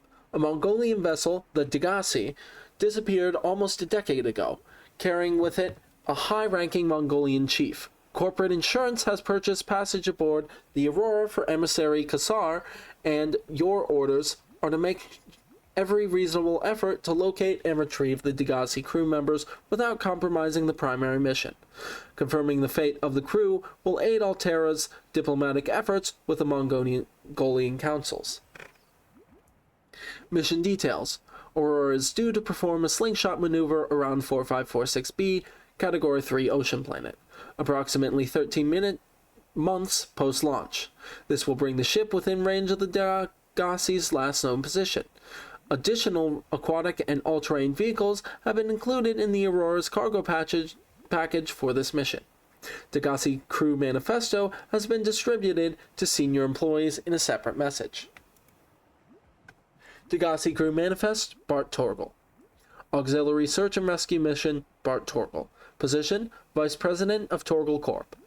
Status, lost in space near planet 4546b. Age at time of disappearance, 19.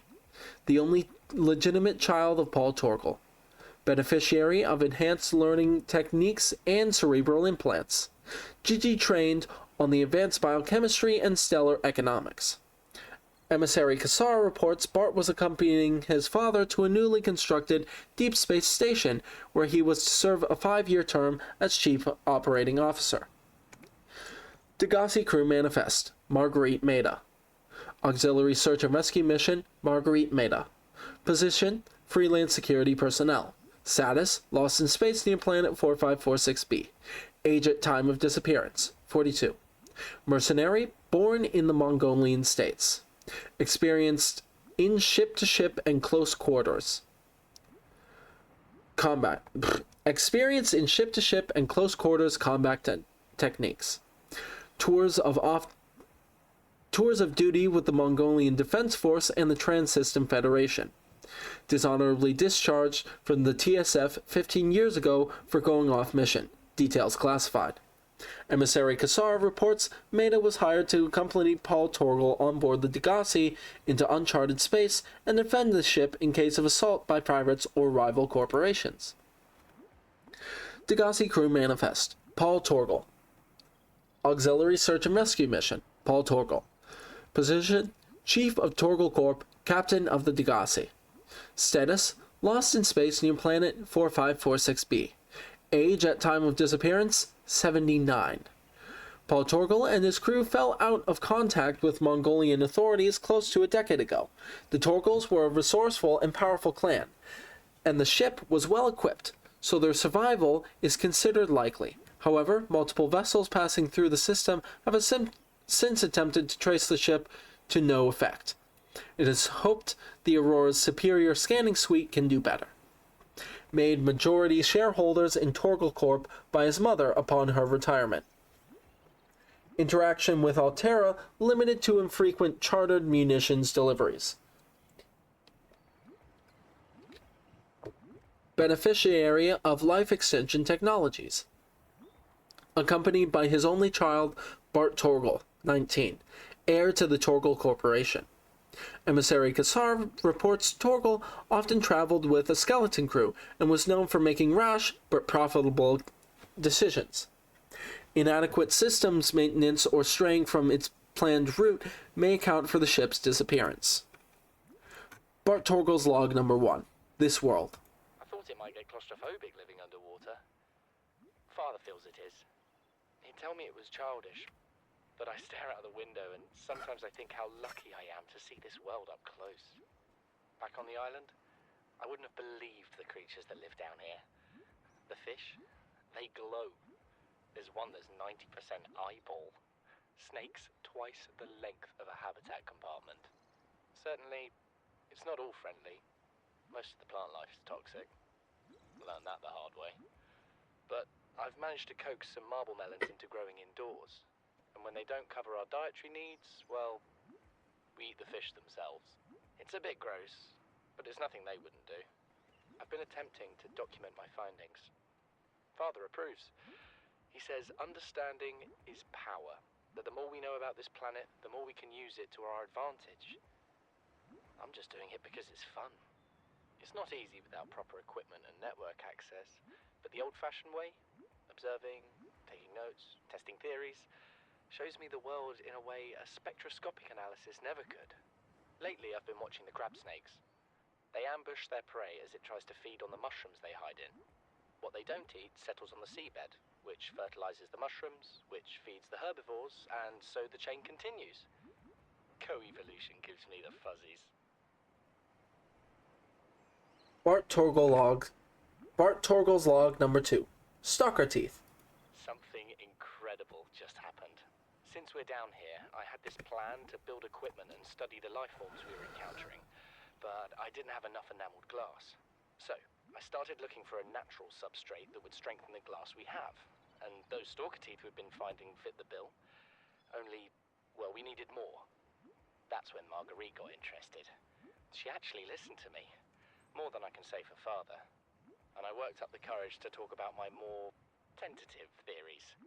When I told her they were attracted to metal deposits, that their teeth get dislodged when they pick them up, her eyes narrowed and she dashed out of the room. 3 hours later, she came back, her pack loaded down with stalker teeth. I asked her about it. She shrugged and said my theories were good. Said she had the meeting out of the palm of her hand. I think she meant it literally. She is incredible. She went out to the kelp forest armed with just a heat blade and went fin to fin with a pack of stalkers. On the one hand, that is the coolest thing I have ever heard. On the other, I hope the stalkers didn't come off worse than Marguerite did. She had a huge gash on her forearm. I don't think things went as smoothly as she made out. And what's the point in surviving here if we have to kill everything that makes it so wonderful? I wish I knew more about these animals, but Father won't let me leave the habitat. Maybe with all this glass, we could build a containment unit and get up close to them. Bart Torgle's log number 3. Return from the deep. This is the first time I've seen sunlight in months. After all that time in the deep, I'd been dreaming of it. Now that I'm back here, I'm finding it hard to enjoy alone. Father was right. We should never have left this place. We shouldn't have gone so deep. They do not want us down there. Despite my best efforts, ill health is taking hold of me. The visions are getting worse. Marguerite and Father are now part of the ecosystem of this incredible planet. It's reassuring to know that when I go, I'll join them. Until then, well, there's always the view. Corrupted. Degassi voice log number 1. Habitation location. This island is a godsend. Look out of the window. No predators. Fresh food.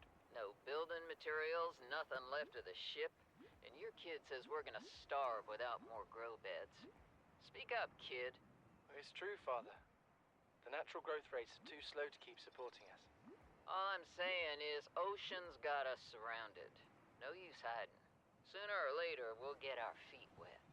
The rest of your life may have been a fight, Maida, but I've made my decision. You want to forfeit your emergency pay to take a swim? Go ahead. Believe me, I'm thinking on it. Degassi voice log number 2. Store. Son, I said wait for the storm to pass. Your life's more valuable to me than a plant patch. You stopped being in charge when the ship you were captaining sunk. I'll stop being in charge when you take charge of yourself. Say, Chief. Chief, What? you know how to drain those grow beds of 40 tons of stormwater? Or how to conjure food from the air? I know how to prioritize. I'm just saying, if that's so, what's your boy's life worth to you today? If tomorrow you're gonna be so hungry you start wondering what he tastes like, let him go deal with the plants. Son, go deal with the plants.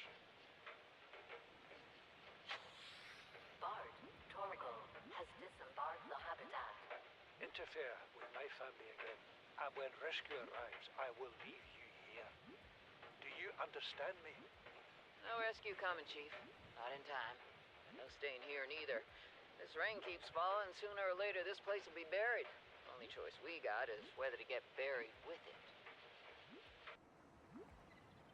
Degassi voice log number 3. Aftermath. You see, Chief, you brought us to this sodden planet. Told us we'd see a lush payday. Now what do we got some 6 weeks later? A dead crew, a habitat that's half buried, food washed away. I suppose the executive decisions would be better left to someone with your extensive experience of hitting people in the face. I know enough not to take unscheduled detours to uncharted planets. That's something you don't want to learn the hard way. Easy to judge a decision in hindsight. Harder to come up with a plan of your own. Got one already. We take what we can carry and hunker down in a cave somewhere. I scouted a site, a couple 100 meters deep, lots of metal deposits. How do you imagine we'd live? With ready access to building materials, like damn queens, a couple of water filters, a bioreactor, fresh fish. But Chief, we'll eat seaweed salad and drink our own urine if that's what it takes. All that matters is, do you got something better? Send the coordinates to my PDA. I'll review your proposal. Degassi voice log number 4. Curious discovery. What is that thing? I don't know. I found it outside in the sand. Part of another ship? None I've ever seen. It's not even scratched. Don't fool around with it. It might be worth something. Stand down, Chief. If it were gonna crumble to dust, it would have done so when I picked it up. It's glowing. We're not the first people to come to this planet. People? Maybe. Could be aliens. Could be the damn sea monsters for all we know. One thing for sure, we ain't gonna find out by staying here. Degassi voice log number 5. Pecking order. Son, there is always a pecking order. And in our world, money makes a hierarchy. I pay Maida a fraction of what I pay you, and you a fraction of what I pay me. If money makes the hierarchy, why is Marguerite making the decisions? We need her. We let her think what she likes, so long as she does what she's told. What if she doesn't? For enough money, she will. People always do. Degassi voice log number 6. Deeper? We're already 200 meters below sea level. You want to go deeper? Look around us, Chief. Water leaking through the hull, water outside the hatch. We're drowning real slow. If rescue arrives, whatever shot us down, it's gonna do it again and again until it's shut off. You see an off switch around here, Chief? Why would it any more likely be half a kilometer down? Your kid found something on the scanner. There's something down there. Something that shouldn't be. You're mad. I'm going all the same, and I have an idea you two are gonna follow. But if you do, be mindful. Your authority stopped at sea level. Degassi voice log number 7. Malady. Please, stop fighting and listen. We're sick. What? How? You've been coughing, right? Feeling itchy? Blisters? Yeah. The biometrics would have warned us if we were sick. It's something new. It's not in the database. Come on, then. What's it gonna do? Turn us inside out? Dissolve us into jelly? It's an alien bacteria. It's everywhere. Every organism on this planet. It's altering our genetic code. How are the creatures surviving if they're infected? I don't know yet. Want me to cut some of them open for you? Find out what makes them tick? No. Just tell me what you need, son. Materials, equipment. Just... Can I have some quiet? I need some time to think. Degassi voice log number 8. Risk taking. Margaret, Maida has boarded the habitat. What are you so happy about, Maida? Say, kid, I brought you something. Is that a Leviathan outside? Towed it home on the back of the sub. You killed that thing? It's still breathing. I was about to finish the job, but I can stay and chat if you'd like. No? Then make yourself useful and pass me that hardened blade. Are you out of your mind? You brought that thing here? What if it's not as dead as it looks? What if others come? You prefer it got curious and came of its own accord, or got messed up and dragged here? When we get off this planet, I am going to drag you through every court in the damn Federation. Degassi voice log number 9. Disaster. I have had it with you risking our lives. Oh, stow it, Chief. The kid can't kill this disease without fish to study. I'm just bringing him home. What? Tell her. Tell her I'm right. You're both wrong. Marguerite, I can't find out how they resist the bacteria if you slaughter them all. It ain't always they oblige in coming in alive. He means you're being reckless. Father, the outcome's no better if we hole up in here and don't go outside. That we have to find a middle way. There is no compromise. Not while she's on my sea base. Your sea base? I'm going outside. Bard, Torgal has disembarked the habitat. Bart, come in. It's dangerous. Damn it, boy. I know you can hear me. Chief, get off the radio and put on your helmet. What? Brace!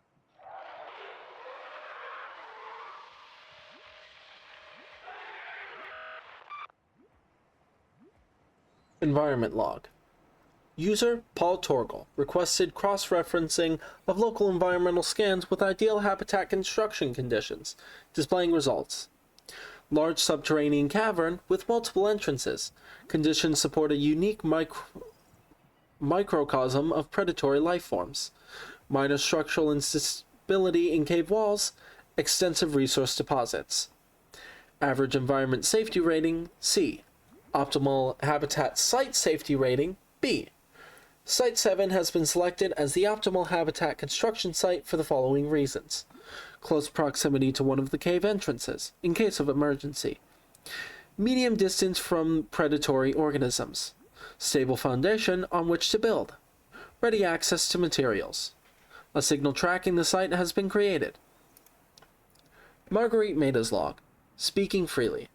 These conniving corporate bourgeois, inbred, incompetent, self-absorbed jerks don't have a damn clue. The kid's not so bad. He's even useful. But I swear, everything that comes out of his father's idiot face is a narcissistic lie. He wants to stay in this cave, his problem. I'm the one doing the heavy lifting. When sea monsters are hunting you, you don't hide. You hunt the sea monsters. Then you build a bigger boat out of sea monster bones and you hunt bigger monsters. Keep going until there aren't any monsters left to hunt you. I'm going deeper. I'm gonna find what shot us down and I'm gonna tear its damn heart out. I started the prep work. The kids taught me how to make enameled glass. I've started stockpiling metal ores to build myself a sea moth. I'll raid the indoor grow beds before I leave. Paul Torgal's log. Corrupted. Paul Torgal's log number 1. Marooned. Chief's log, 5 weeks since the crash. The only other survivors are my son, Bart, and Maida, the cut-price mercenary I commissioned for the journey. After days drifting in the life pod, rain hammering on the roof, the weather cleared and we washed up here. I had Maida salvage the Degassi wreck, set Bart to finding us a stable source of food. His education is paying off sooner than I'd anticipated. Our only problem is Maida.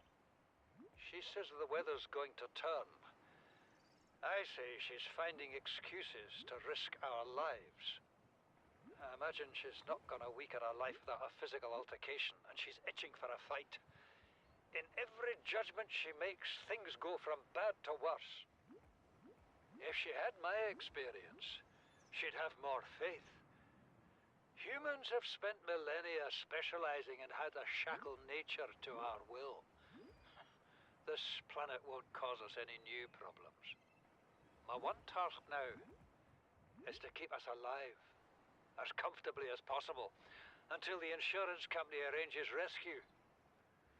In this part of space, that could be months, or even years. Paul Torgle's log number 2, Dilemma. You know what Maida told me today? She wants to build a habitat 500 meters below sea level, more than a kilometer northeast of here. And she needs Bart and I to do it. She's got it into her head that she can save us if she just acts recklessly enough. But I've hauled Star Wars to Neptune, Plasteel to the Federation. This family operates 9 different mining colonies across the Ariadne Arm. Maida thinks she's better suited to lead. Her contract still says otherwise. But I just cannot damn well tell whether it's the stupidest idea I ever heard, or my only hope. I turned 80 years old last week. I thought I had another 80 in me, but marooned on this planet, there's no swapping out of my liver when the old one fails. Here, I'm mortal. And Maida is useful. So, it's my responsibility to make a decision. Return to the island and hope whatever knocked the Degazi out of the sky won't do the same to the rescue ship. Or take us deeper in search of answers. And all the while be hoping old age gets me before the sea monsters do. I'll give Maida just one thing. She was right about these caves. There's enough lithium there to fabricate 100 tons of plasteel. Enough for a damn fleet of Cyclops submarines. There was nothing anyone could have done to avoid crashing here. But I was right to order the detour.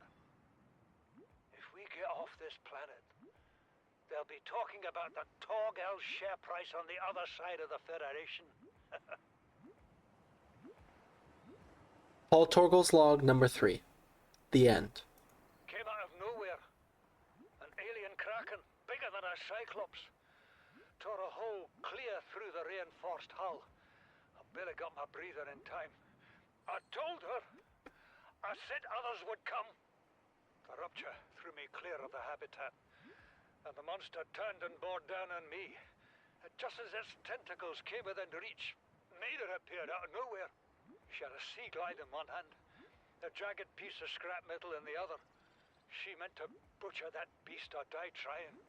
The last I saw her, she had the metal lodged in its neck as the monster did its best to shake her, contorting off into the darkness. I'm certain she got her wish, one way or another. Then I thought I saw a light deep below me. I hoped maybe Bart had swum clear. I followed it. Now I wonder whether I saw anything at all. Our oxygen is low. The habitat is gone. I can't see the sky. Something surely has the scent of my blood. Operations log. Altera HQ last recorded transmission. Average long-range transmission delay, 8 hours. Opening last recorded transmissions. This is an emergency distress call. Aurora is on collision course with planet 4546b. Sending all available environmental data. Please respond with rescue solution. Out. This is Altera HQ. Attached to this message, you should find the blueprints for an escape ship that we calculate will be capable of breaking orbit and getting you back to the nearest phase gate. Now, it's designed to use materials you can find in situ, but it's gonna need one hell of a power source. Now, we'll be sure to... Aurora long-range communications relay offline. Altera safety instructions. Corrupted. Aurora black box data. Initiated slingshot maneuver around planet 4546b. high-velocity energy pulse detected on planet surface.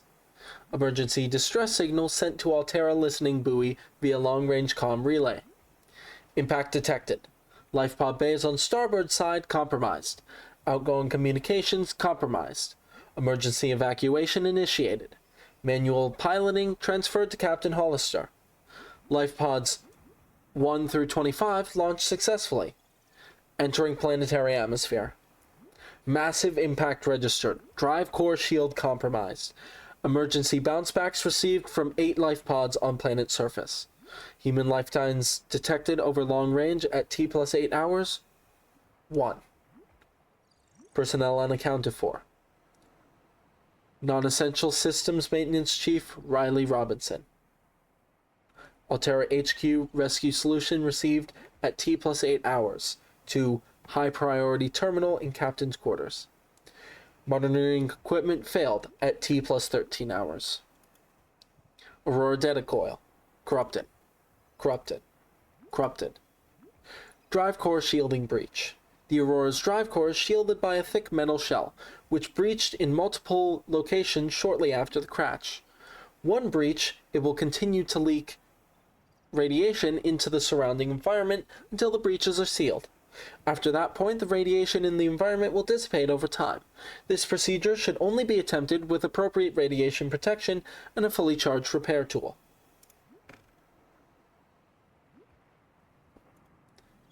VR Suite. Log.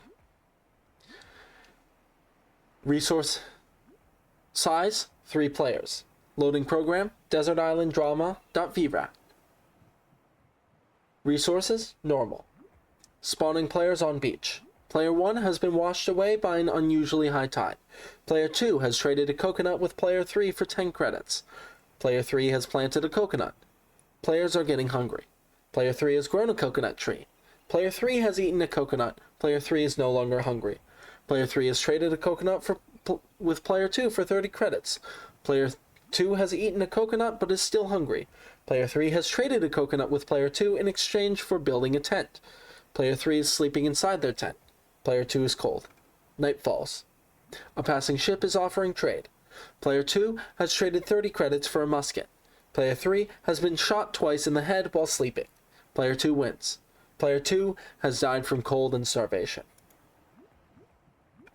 Altera Alms Pamphlet. Charity is an archaic concept which the realism of today's Alterans has rendered obsolete. We understand that we are each responsible for ourselves, but the best way to get the most for ourselves is to work together with Altera. The implications of this reasoning is clear. If someone is in need, they must find a way to be needed. Altera Alms is a training academy for those that need to be needed. We're not a charity because we don't ask for handouts. We prefer to think of ourselves as a philanthropic beneficence facilitation service promoting synergy between employer and workforce. AA operates on a lottery system.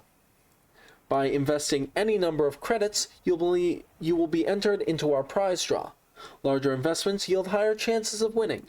Your credits will go towards training unskilled colonists in vital tasks such as maintenance and interpersonal skills. The colonists receiving this training voluntarily and free of charge on condition of a minimum contract with one of our investors on completion of their training. Altera Citizen Testimonials. Frank told us this. I hear there are worlds out there where kids still learn from books. They go into a classroom every day, they memorize things, then later they type those things out in controlled environments or worlds where everyone's supposed to do whatever creative job they feel like. What use is learning to draw or sing in a world where there's no human resource department or coordinate the galleries and concerts? On Altera worlds, psychometric testing and specialized digitraining makes the most of everyone's talents. Max Zoikoff. I started out in marketing for Altera's survival systems. It was good work, but I thought I could do better. I set up my own company, developing bespoke code for the Seamoth so it could operate in open space, not just underwater. I sold up to Altera 10 years ago, and now it's one of the most widely used vehicles in the galaxy. Now I'm back on the board of directors, and I haven't looked back. George said, "An average day for me starts at 10 a.m. I live in a controlled habitat on Terra 17, so everything I need is less than 5 minutes away. I'm a naturally empathetic person, so I took work as a companion. I spend my days visiting clients, talking with them, learning about them, paying them the attention that everyone needs and deserves. And like everyone on Altera Worlds, I'm lucky enough to earn a living doing things I enjoy." Kaz says, "We're lucky. We're free. We have jobs. There are transgovs out there that do everything with robots, you know?" Altera launches the Aurora. Phase gate announced for the Ariadne arm. Altera launches the Aurora. The furthest reaches of inhabited space are due to expand, as Altera Corp launches a newly constructed capital ship carrying a phase gate bound for the Ariadne arm. The Aurora will travel from a space dock on the edge of Altera space, making hundreds of consecutive phase gate jumps through 9 different transgov authorities and arrive on the far side of the Ariadne arm in 3 months' time. From there, the command crew will pilot the ship beyond the final phase gate, arriving in the next solar system approximately 18 months later. There, the elite team of engineers will begin a 6-month construction project on the new phase gate, a multi-trillion credit investment. In the absence of existing infrastructure in the region, the vessel is equipped with advanced thermal and nuclear power facilities. Altera Corp currently operates 9% of all phase gates in the galaxy. If the Aurora's mission is successful, Altera will have outmaneuvered a cabal of Mongolian corporations operating a range of outposts and mines in the region. Corporate profile: Torgal Corp. Torgal Corporation is a long-standing family-run clan that operates almost a dozen mining and trading operations. The company's share price hit an all-time high on the announcement by a Mongolian cabal of their intention to construct a new phase gate utilizing Torgal materials. These plans were put on hold when Bart Torgal, the intended leader of the new mining operation, disappeared along with his father roughly a decade ago. Corrupted. Corrupted. Corrupted. Corrupted. Join Altera's board of directors. It's not about money. That's what every director on Altera's board has told me, and I believe them. Profitability is just an interim measure of its success. Power and status are the real goals. Make enough profit for Altera Corporation and you'll be recognized by the most powerful business people in the universe. Establish a company that obliterates the competition and after compulsory buyout, you can be promoted to the board of directors. Perks include travel, free use of company phase gates, entourage, personal assistance for every facet of your life, longevity, automatic organ replacement. Altera, get what you deserve. Relationship contract legal recording. Listen, I know I don't have the right to make demands of you, but I need you to understand that I want to change our arrangement. I hear what you're saying, and I will try to respect it. How would you like to change it? I would like to reduce our contact hours. How much further can we do that? To 0. You're dumping me. I'm changing the terms of our relationship. How is it still a relationship if we don't see each other? It's a relationship of a kind. You have so many expectations. I feel you just want to spend more time with that dumb guy in his dumb robot suit. That's not a feeling. It's a judgment. And I feel hostility in what you're saying. Perhaps your jealousy is a sign that you need to take another look at your business model. Why can't you just be happy for me? I am happy for you, and I'm happy for all the guys in the prawn bay. I'm just not happy for me. This is why I want to change our arrangement. Responsible Autonomous Relationships. Forward by Jenny Eckhart. All the good things in life are commodities. We trade love just as we buy and sell stock. We engage in human relationships when there is a fair exchange of value. Support, motivation, affection, nothing good is ever free. If every physical good in the Federation came from a single supplier, it would it would constitute a dangerous monopoly. Personal relationships are the same. It is important for people to get what they need from multiple sources. If a person finds a better source of the goods they require, they are not wronging their original supplier by changing their purchasing arrangements. If one member of a relationship should feel threatened or jealous, they must look at their own business model and ask whether it is performing competitively. There is always room for improvement. The Charter. Definitions. Transgov, an independent authority in de facto control of at least one solar system and phase gate. Citizen, a person who consents consciously or implicitly to the authority of a recognized transgov. The Charter, a full legal contract agreed upon by 37 separate transgovs and summarized herein. The Trans System Federation, TSF, military police charged with enforcing the terms of the Charter, independent of, but funded by, the transgovs. Trans-system phase-gate, any permanent installation which enables warping of spacefaring vessels between solar systems. Transgov principles. Each transgov is to have an equal right to the most extensive basic liberty compatible with a similar liberty for others. Each has the right to own a phase gate and planetary infrastructure. Each has an obligation to share phase gate access with other transgovs on fair terms at no cost to themselves. Each has an obligation to financially maintain and comply with the TSF. Each transgov has the right to self-govern, subject to the restrictions laid out below. No transgov may develop weapons and technologies outlined in Appendix 91. No transgov shall engage in population abuse. Today's menu. Starter. Space Bear Velo. Since their introduction to the interstellar vacuum in the 21st century, microscopic tardigrades, or space bears, have adapted and flourished where no other life forms have survived. Condensed into a smooth, nutty, protein-rich soup, they are the freshest local ingredient available to travelers on a long-haul spaceflight. Made. Cottage pie or nutrient block. Rehydrated minced beef in its own gravy, served with a topping of mashed Chinese potato, picked fresh this morning from onboard grow beds, and a side of sautéed Chinese potato plant leaves. For the time-conscious consumer, the usual nutrient block options are available. They may be consumed cold or reconstituted at the on-site fabricator. Dessert.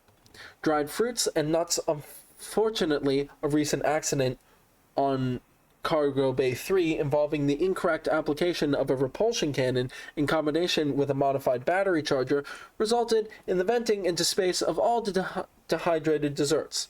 Fruit and nuts will be the only available desserts for the next 39 weeks. Transgov Profile. Altera Corp., one of the largest suppliers of spacefaring technologies and consumer electronics in the Federation, the official supplier of the TSF. Consistently ranked among the galaxy's best employers, began life as a defense manufacturer in the mid-22nd century. National motto, get what you deserve. Although most transgovs can trace their roots back to Earth, Altera, literally meaning by Earth, is the only one brazen enough to take its name. During the expansion, Altera supplied arms to all sides, acquiring and housing a vast colonist workforce, and making the transition from manufacturer to corporate state. Altera's threat to cease trade was one of the turning points in the conflict, bringing about the end of the hostilities and signing of the Charter. Free enterprise within Altera space is encouraged, but competition is tight, and all goods exported off-world must be Altera branded. Profitable businesses are bought out by the state owners ascended to the board of directors. Well-known Altera technologies like the Cyclops submersible originated with such private enterprises. Despite superficial similarities to national governments, the corporation's lawyers have always maintained that it has no legal obligations to its employees, but voluntarily elects to take on the roles usually served by a democratically elected government. This claim has not yet been tested in Federation courts. Transgov Profile. Mongolian Independent States.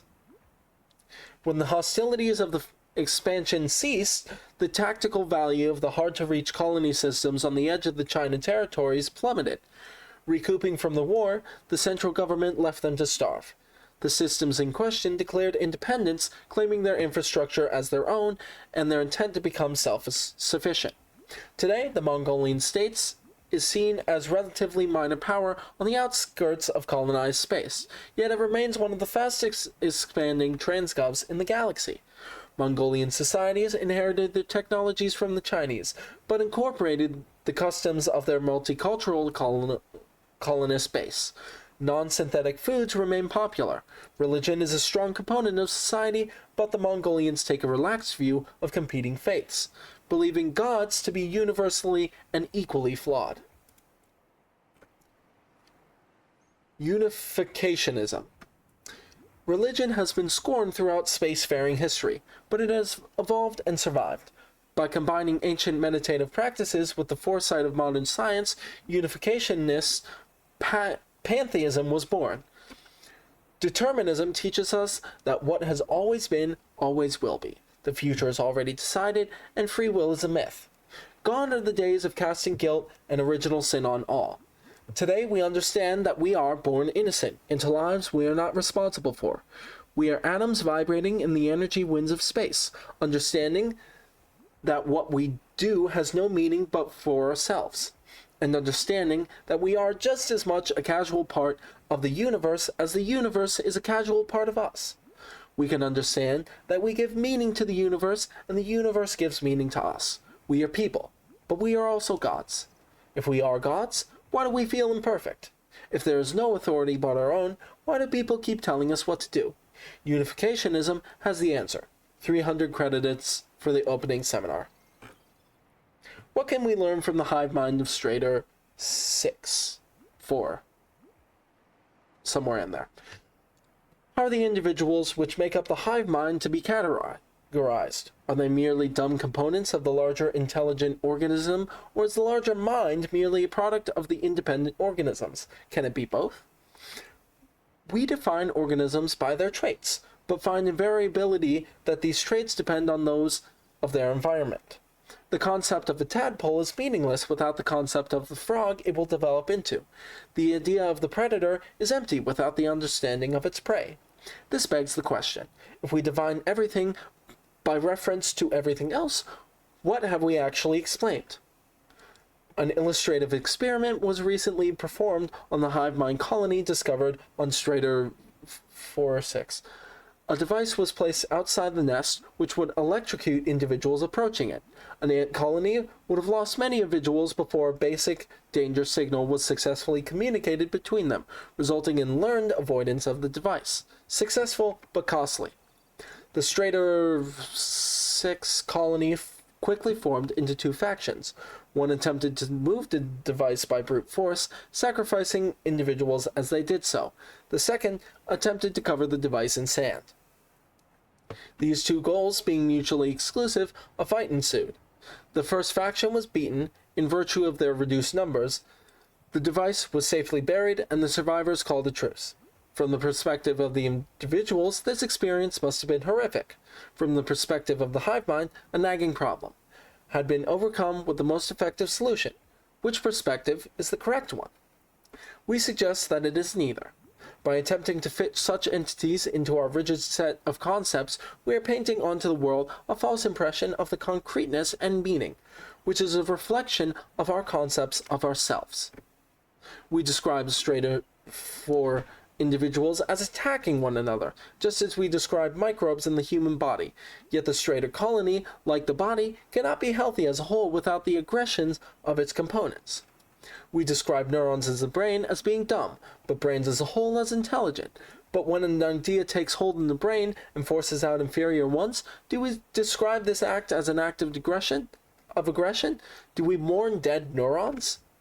When a philosophy or technology takes hold in human society, when wars are fought over them and people die, is that rightly seen as being good or evil? This is not to undermine the meaning of our existence. From where we stand, our existence is very serious indeed. But it is our civilization and our universe really any different from the colony on Strader 6? Is intelligence something limited to things of flesh and blood, or is the universe truly one giant intelligent system, and we but amoeba blowing self-important potholes in its surface? We would do well as scientists to remember that our goal is not to paint the world as we see it, but to see it as it truly is. Geological data. 4546b Environmental Scan. Category 3 Ocean Planet. Oxygen and nitrogen atmosphere. Extensive biodiversity. Safety warnings. May support Leviathan-class predators. Water contaminated with high levels of foreign bacteria. Planet is beyond Federation space. Rescue unlikely. It is not recommended to explore this environment without hazardous materials, suits, and extensive support apparatus. Basalt outcrops. Hard igneous rock formed by past volcanic activity, likely to contain very rare minerals such as diamond and uranium, which cannot be found elsewhere. Assessment: gold, diamond, and uranium source. Crater edge. Geological scans of this area show a steep decline in all directions. This data is consistent with the theory that the aurora crashed on the edge of a 2 km by 2 km volcanic crater. It is likely been a millennia since an eruption reached the surface, encouraging the ecosystem within the crater to flourish. The ecology of the trench surrounding the crater supports only two kinds of life, microscopic and Leviathan class. Exploration is ill-advised. Crystalline sulfur. Sulfur is a highly reactive non-metallic element usually found in abundance underground. Common applications include production of acidic components and combustibles. Assessment: essential for advanced fabrication. Kyanite. Kyanite is a blue silicate mineral which forms under high temperature, high pressure conditions. It is resistant to heat up to 1100 degrees Celsius and is thermoelectric, making it a valuable component of thermal power plants. Assessment: essential for advanced fabrication.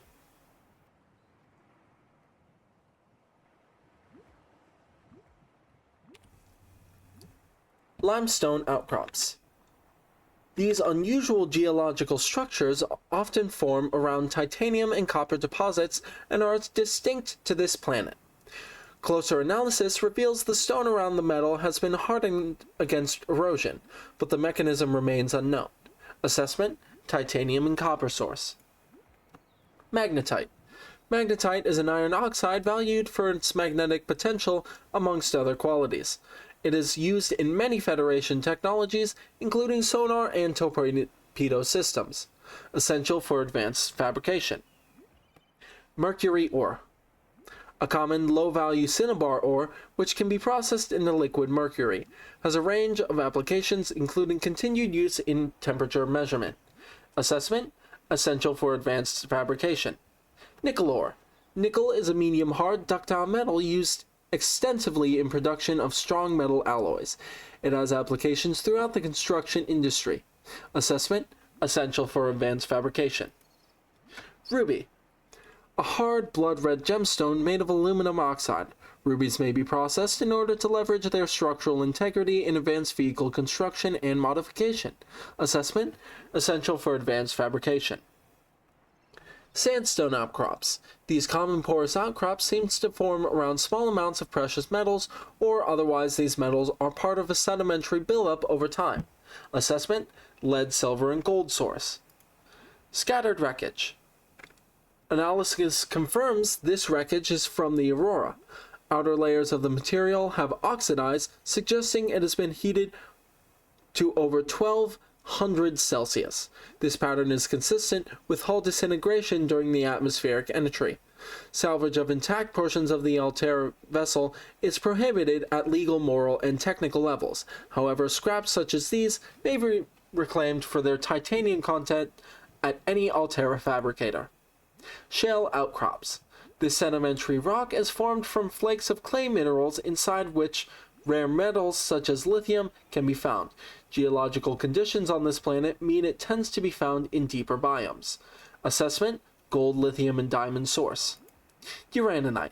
Uraninite is a naturally occurring uranium oxide, highly radioactive and unstable. Its primary use is in the production of uranium reactor rods for nuclear generators. Assessment: applications in nuclear power. Indigenous life forms. Coral. Brain coral. A permanent growing colony of microscopic organisms, this coral species has adapted to filter carbon dioxide from the environment, using the carbon to build the colony and expelling the oxygen from specialized exhaust funnels. It is quite hardy, suggesting samples from a mature specimen could be grown artificially. Assessment: air tanks are equipped to siphon oxygen from the water where possible. Coral shell plate. This variant of coral has adapted to survive in close proximity to other corals, filtering nutrients from the water and sharing them via spore-like substance which grows around the base. Assessment: no practical applications discovered. Corrupted. Earthen coral tubes. Genetic resemblance to the giant coral tubes encountered elsewhere suggests evolutionary divergence approximately 100,000 years ago, with this subspecies being substantially lower in calcium content and specialized in growing in smaller, denser packs at deeper levels. No practical applications discovered. Giant coral tubes. The variant of coral formation on 4546b appears to be different solutions to the same problem of maximizing water and nutrient flow through the colony. These particular variants funnel water down a tube, filtering nutrients as they pass. Their size suggests they have been highly successful. Assessment: coral tube samples are rich in calcium, exploitable in bleach fabrication. Pyrocoral. This coral species is unlike any other encountered on 4546b so far, as it relies on magma flow rather than water current to deliver nutrients. As lava rises up from the planet's core and erupts at vents, this coral forms around the base until eventually it has surrounded the entire vent. The lava is then funneled up through the coral, allowing it to siphon minerals and heat as it goes. Table coral. Each disc is an individual colony of microorganisms filtering nutrients from the water.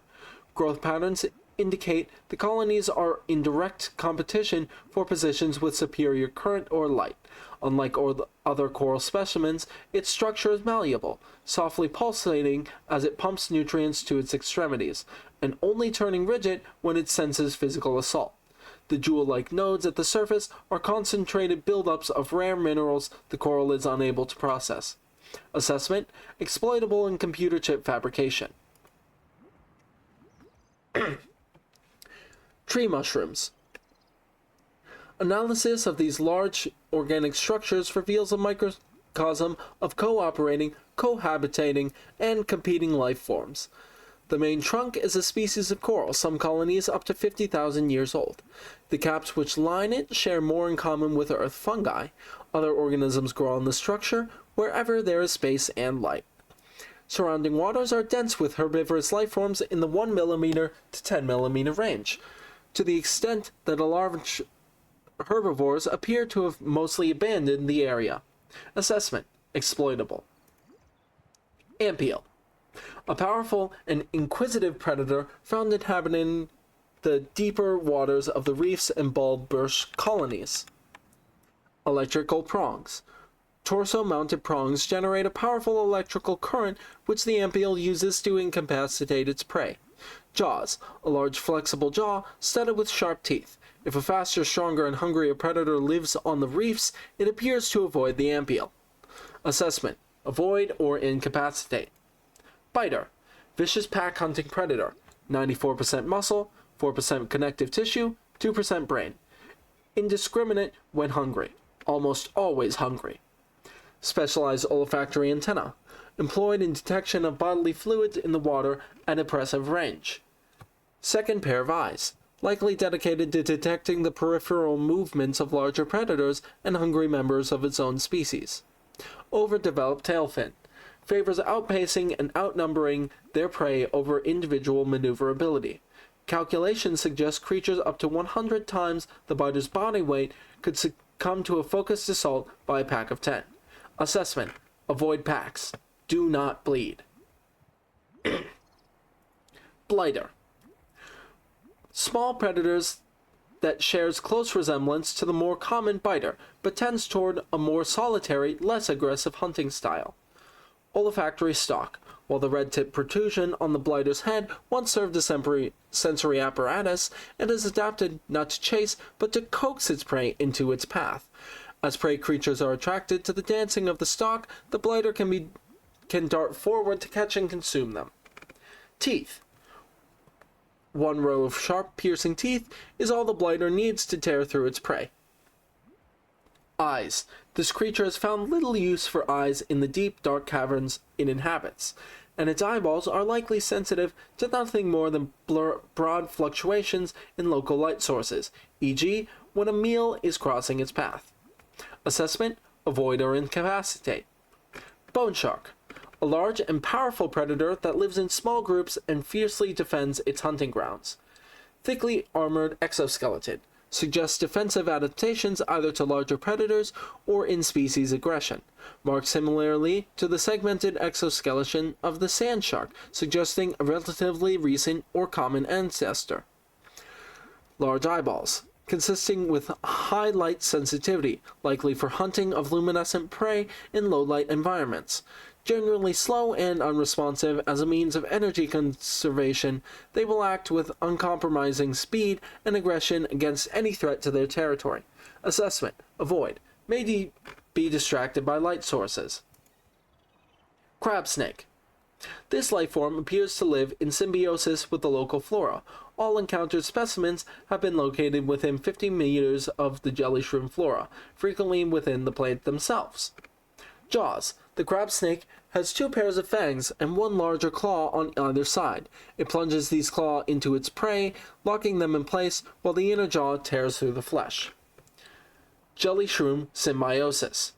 Jelly shrooms provide the perfect lair from which to ambush their prey and protect their young. The presence of crab snakes likely deters herbivores from feeding on the jelly shroom itself, thus ensuring the relationship continues. Behavior. Crab snakes display territorial behavior when threatened, patrolling the cave systems in which they reside. Assessment: avoid. Crab squid. This large predator can be found in deep waters where it lurks amongst the blood kelp and membrane trees in search of prey. It can deploy a powerful electromagnetic pulse to defend itself. Limbs. 10 limbs featuring different appendages for swimming, walking, hunting, and possibly even tool use. Creatures caught in its grasp are expertly butchered and quickly consumed. Rays and other illuminated herbivores are its usual prey, and will approach and attack any light source in the vicinity. Its EMP blast was likely developed as a response to predation by creatures with electrical hunting mechanisms. Intelligence. While crab squids appear to have large brains and a resemblance to the intelligent squids of Earth, the organ inside the creature's head is in fact its stomach, which it must fill with startling regularity. Assessment. Neutralizes electrical equipment. Lights attract it. Crashfish. This unusual species has developed an emergency defense mechanism based on mutually assured destruction. Forward-mounted eye. Enables the creature to identify and track potential predators. Sulfur plant. The sulfur plant has evolved to feed on sulfuric compounds excreted by the crashfish, which makes its nest within its leaves. Stronger, more protective plants provide superior nesting grounds, which in turn provide the plant with more nutrients from larger crashfish. Defense mechanisms. Concentration of sulfur buildup in the organism over time. If the crashfish collide with something at sufficient speed, the spikes on its torso are impacted, triggering an explosion chemical reaction. Assessment. Equip stasis rifle, repulsion cannon, or similar before approaching in shallow caves. Lava lizard. Medium-sized predator adapted for life in volcanic regions and remarkably able to spit molten rock at its foes. Four-mounted mandibles. Designed to do maximum damage to prey.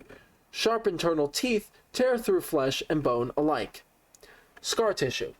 Likely due to regular exposure to magma, lava lizards build up a thick layer of scar tissue over time, which enables them to withstand ever greater temperatures inside and out. Behavior. It is able to both defend itself by burying its body in magma and to go on the offensive by spinning molten rocks at its foes. Assessment: avoid, especially in presence of lava flow. Mesmer. Small carnivorous life form with a unique hunting mechanism that enables it to hypnotize its foes.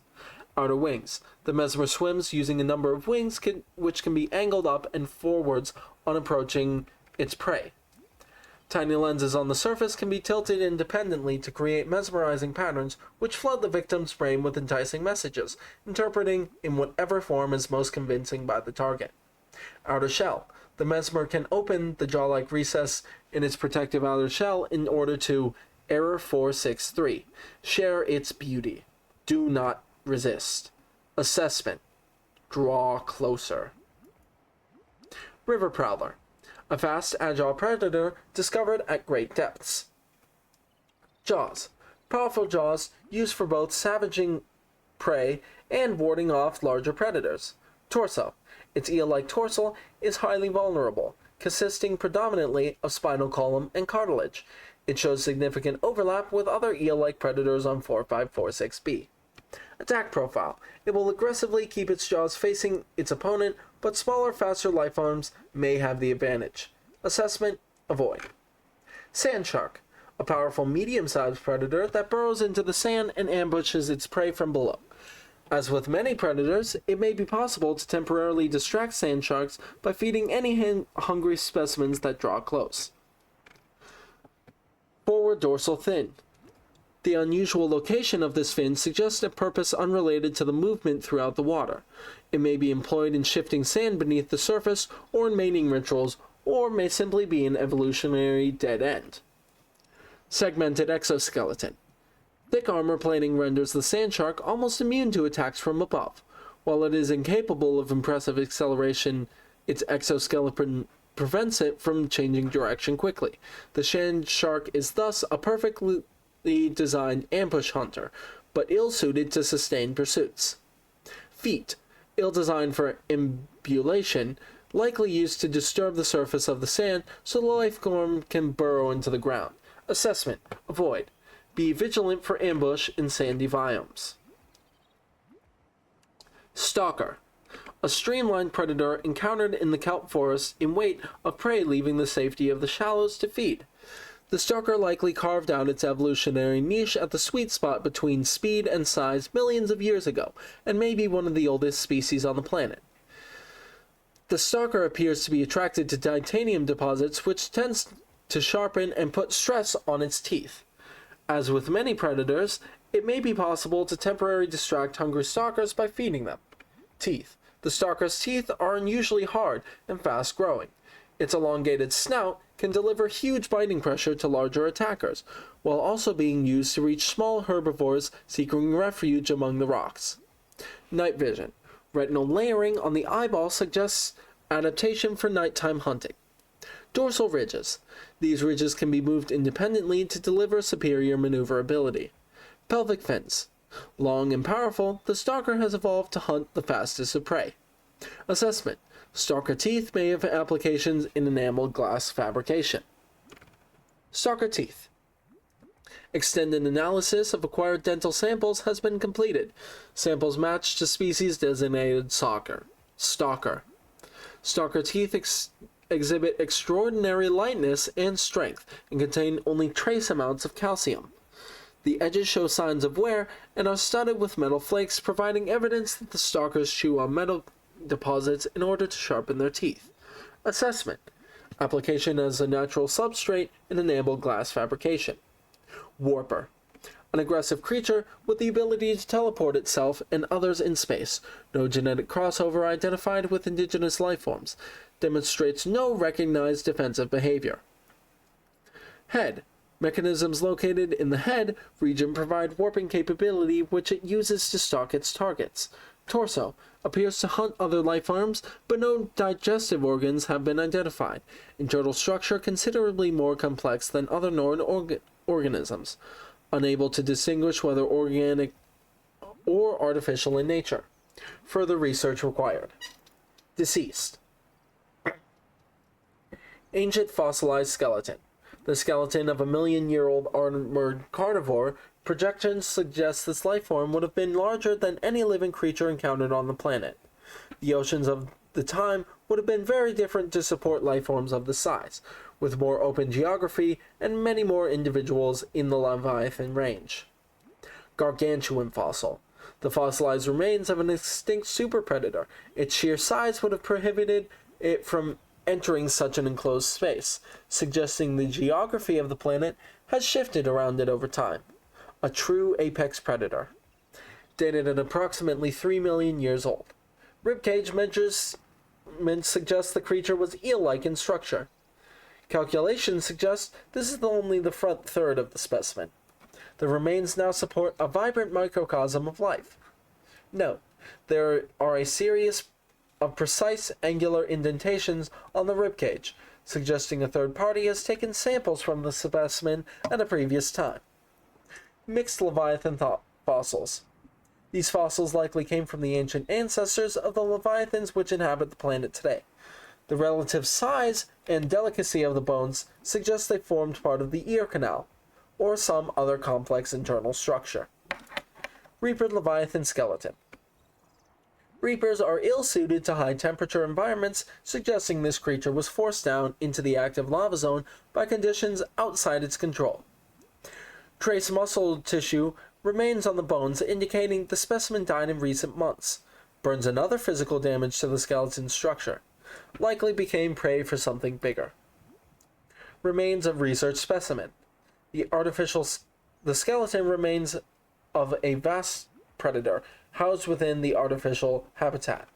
The environment constructed to house the specimen suggests it was kept alive in containment for research purposes for months or even years. Organic matter indicates the habitat once supported extensive plant life, though it has since been decayed. When the facility collapsed, the specimen was either left to die or killed on the spot. Evolution.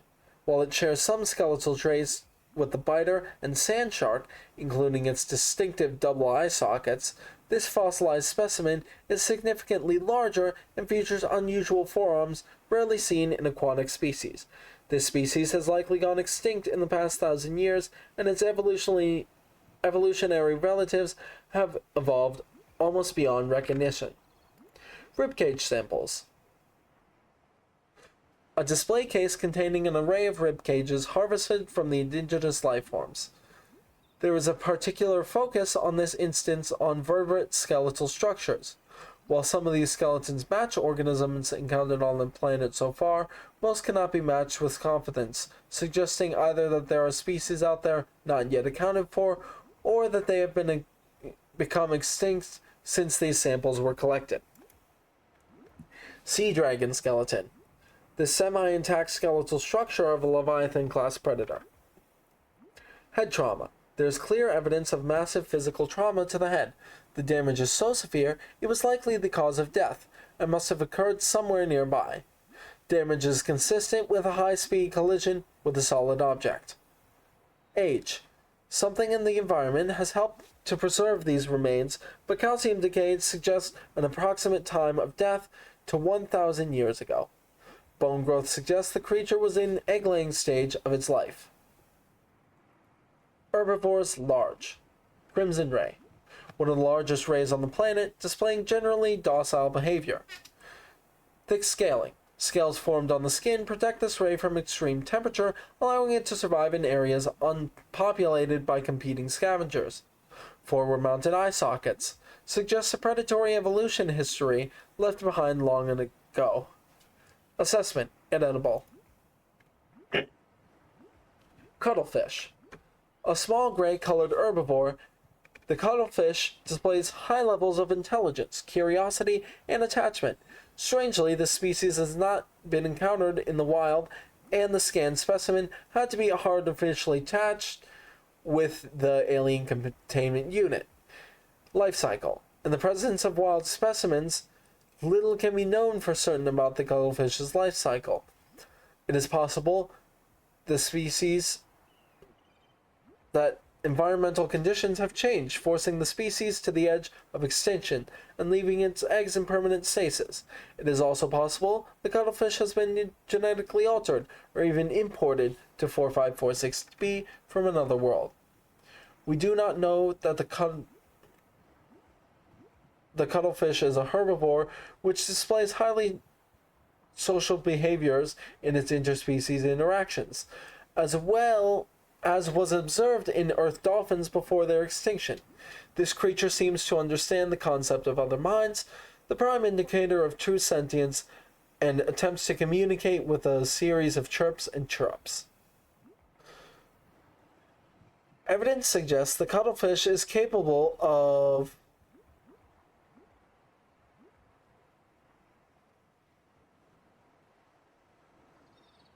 understanding and following simple commands, in addition to assessing the emotional state of individuals around it and responding in kind. Assessment. Emotional connection between living creatures is an essential component of psychological health. Gasopod. Algae gland. A bulbous sac-like appendage on the rear end. A luminous yellow algae grows inside the sac and produces the poisonous compound.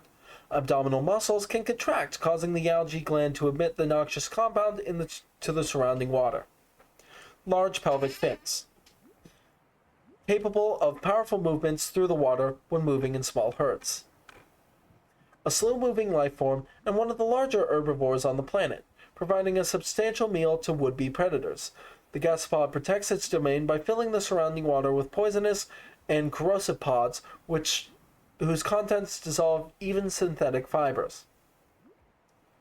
Filtration system. Thick, non-reactive skin and multiple gill layers render this creature impervious to the noxious acid clouds it produces. Behavior. Gasopods appear to be social in nature and may even use their emission in their relationship rituals. Their audible calls are likely signifiers of nearby threats or food sources. Assessment. Approach with caution. Ascetic pods may be retrieved and repurposed. Ghost ray. This ray species has adapted to deep sea conditions. Its body is fully protected by a translucent skin, and its large wings are capable of generating considerable thrust. Poisonous flesh. As is common for the rays on 4546b, the ghost ray's flesh is inedible, making one of the more resilient herbivores. Feeding behavior. Feeds on plant matter that is settled on the ground in deep-sea caverns. Assessment. Inedible. Jelly ray. This species has adapted to low-light environments with a translucent, luminescent body. This adaptation may help to light up the surrounding area for foraging, ward away predators, and identify the organism to others of its kind. Light sensitivity. Smaller creatures have been seen swimming in the jelly ray's wake to take advantage of the light source for their own ends, and the ray itself will approach light sources, perhaps mistaking them for others of its own species. Assessment. Inedible. Rabbit ray.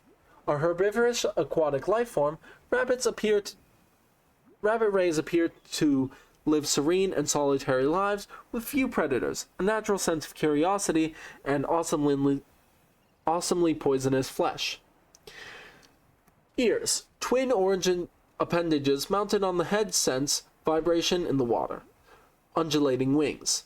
Marked similar method of transporting to that of Earth rays, serogenetic resemblance detected, suggesting that these two species independently developed similar solutions to their environmental circumstances. Evidence indicates its large side-facing eyes are relatively recent adaptations. It is likely there are related ray species in other environmental biomes on the planet. Assessment. Inedible but harmless. Sky ray. The sky ray has a bird-like head and feathered wings which enable it to fly. Sky rays are commonly found circling floating structures and rarely venture out far to sea. They will perch on dry land, but are prone to flee on approach. Wings. Although its wings give it some resemblance in silhouette to the waterborne rays on 4546b, analysis shows no greater genetic overlap with those species than the planetary average. In fact, the sky ray appears to have split off the evolutionary tree much earlier than most. Diet. Largely seed-based. Sky rays have not been observed diving for food, which implies they rely on land-based plants for their survival. Assessment. Presence may indicate nearby dry land. Herbivores. Small. Bladderfish. The unusual herbivore appears to be mostly defenseless and bears little resemblance to the other life forms around it. Semi-permeable bladder. The bladderfish is able to filter air and seawater into its body cavity through a unique membrane which surrounds its spine like a bladder. This allows it to remove and consume organic particulate caught on the way and adjust its buoyancy. Open-ended vascular tubing can be angled and contracted to pump out water and achieve low-velocity guided propulsion. Largely oblivious to threats and practically immobile at night. Its only identified defense mechanism is that it's composed almost entirely of water, air, and cartilage. Assessment: edible. Oxygen may be retrieved from the bladder and added to tanks on consumption. Membrane has applications as natural water filter. Boomerang. A herbivorous encountered in large numbers, found to frequent shallow waters and move in schools. Serrated teeth. Suggests adaptation for grinding corals and other herbivores are unable to digest. Twin fins. Unusually, this species' two fins are a cartilaginous extension of its skeleton. They are less prone to damage and provide superior propulsion, but are also harder to grow back. The bright blue tips are in fact the ends of its digestive tract, where the luminescence of the corals it consumes is most focused. Most active during daylight hours and prone to flee on approach. The boomerang can more easily be observed at night when its luminescence gives it away and it seeks the shelter of the seabed. Assessment: edible. Eye. An extreme evolutionary adaptation where 90% of the lifeform's body mass is dedicated to the ocular cavity. Oversized eyeball. Deep-set rings in the lens suggest specialization for identifying its predators in low-light environments long before they come into attack range. Underdeveloped fins. Incapable of fast movement, the species is vulnerable to agile predators at close range. Shark species may have evolved hunting techniques to close on the eye unseen from above, below, or behind. This organism and the common peeper share a common evolutionary ancestor. While the eye has sacrificed maneuverability, it shares and enhances its cousin's powerful eyesight. The ancestral alpha peeper may have been one of the first lifeforms on 4546b to develop eyesight, many millions of years ago. Assessment: edible, low calorie count. Garyfish. Slow-moving and curious herbivore, camouflage indicates adaptation for evasive behavior on the ocean floor. Eye stalks may be beneficial when watching for predators from hiding places amongst coral. Behavior: more active during daylight hours, but slow and docile at all times. The garyfish's survival depend on a combination of camouflage and predators who can get a more filling meal elsewhere. Assessment: edible. Wholefish. A very small herbivore found in low numbers, often around cave system entrances where the skin coloration blends into the background. Bored-out tailfin. By manipulating the size and shape of the hole in its tail, it can perform unpredictable maneuvers. Size: smaller than most other herbivores, presumably due to lack of vegetation in low-light environments. Assessment: edible. Hoopfish. A small, school-mentality prey fish with a unique method of propulsion and a distinct relative of the bladderfish. Antennae. Rather than swimming, this life form uses the fine green antennae, which encircle its body, to alter the composition of the water in front of it, allowing it to sail into the low-density space created. Purple/green coloration. May be a camouflage adaptation for mid-range light wavelengths, possibly indicating the hoopfish is more active at dawn and dusk.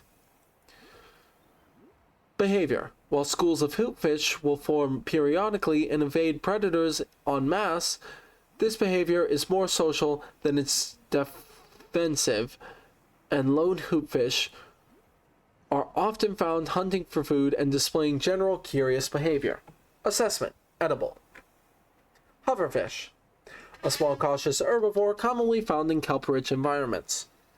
Charged footpads, 6 unique limbs appendages feature charged pads capable of ionizing the surrounding water. The hoverfish uses this ability to maintain its position against the current as it feeds from kelp and lichen. Magmarang. This organism is an adaptation of the common boomerang, evolved to survive in high-temperature environments. Coloration.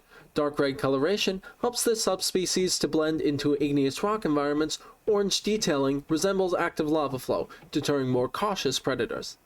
Behavior. Marginally bolder than its shallow-dwelling cousin, the magmarang will nonetheless flee any creature larger than itself with impressive speed. Assessment: edible.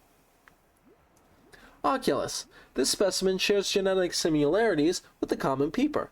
While the shallows and the cave systems are separated by just a few meters of rock, foodstuffs, and threat in each biome are completely different. It is possible a small school of peepers was once cut off in the caves, and the Oculus species is how they adapted. High-developed night vision. Large complex eyeballs provide this herbivore superior vision in the dark and an intense phobia of light. Lack of beak. While the peeper uses its beak to break down tough corals, the oculus feeds likely on the soft fungal growths of the jelly shroom caves and thus has no need of one. Separated tail fin. The caves in which the oculus lives makes it hard to escape from fast predators. The oculus has adapted by splitting its tail into 5 separate tendrils. These tendrils prevent it from swimming as fast as its shallow water cousin, but each can be detached and regrown, enabling it to escape more easily when caught.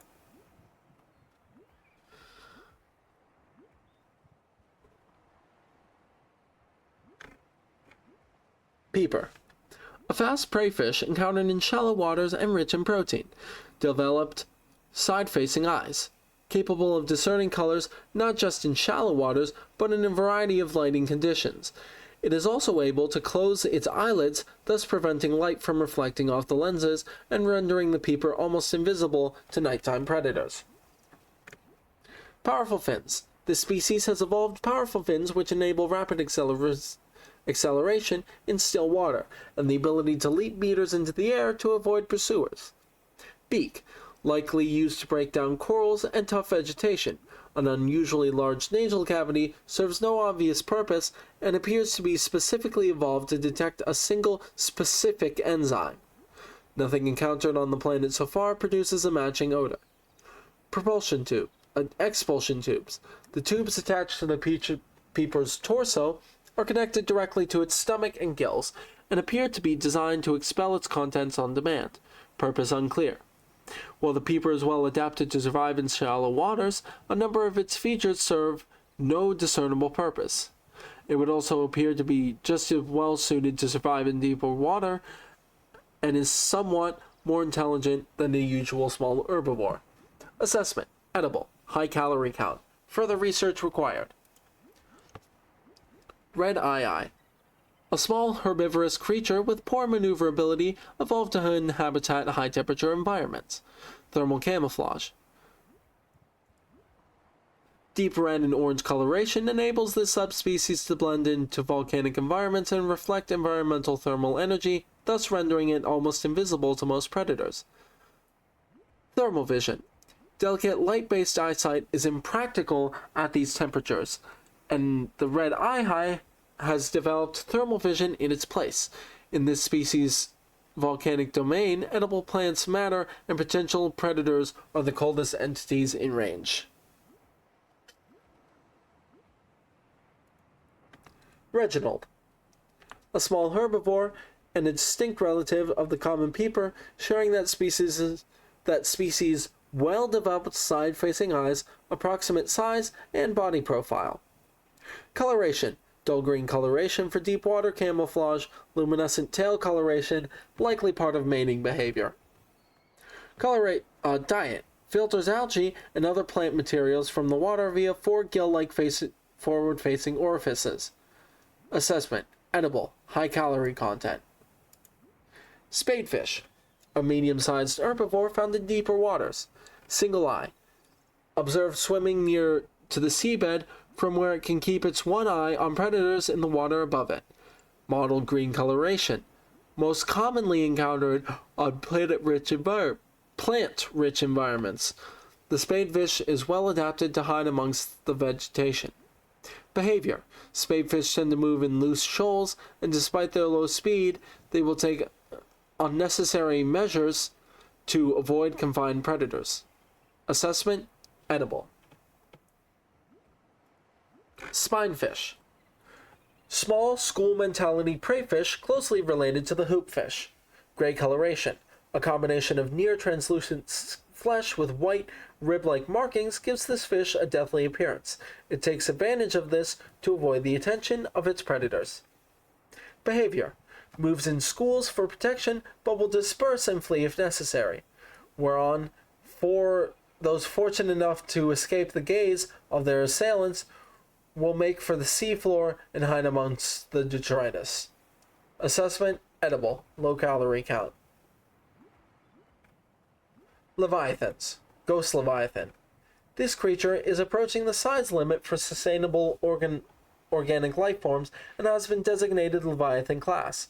Adults of the species have been encountered exclusively around the edges of the volcanic crater which supports life on this part of the planet and react with extreme aggression upon approach. Hammerhead.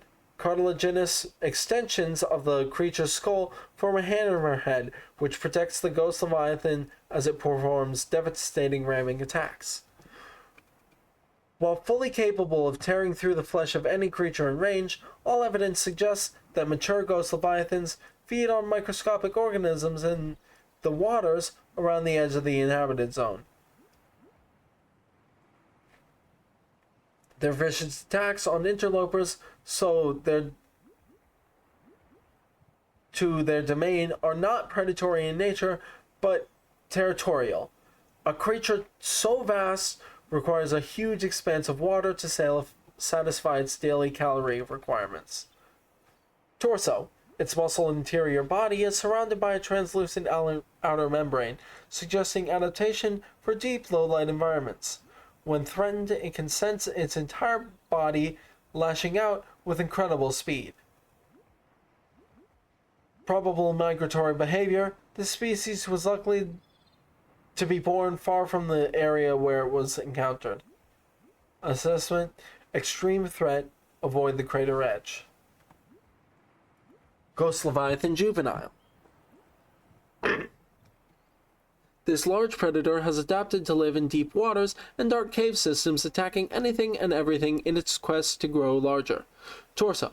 Soft outer membrane and elongated body enable superior navigation of tight cave environments. Yeah.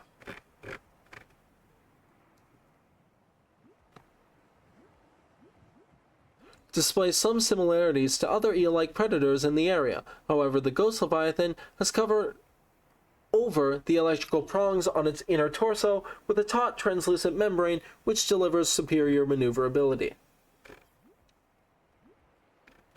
Diet. Its juvenile state, this leviathan feeds on larger herbivores and unfortunate members of its own species. They display a remarkable rate of growth, which shows no signs of stopping, suggesting they must abandon their hatching grounds before they grow too large and make for open waters. Assessment: avoid.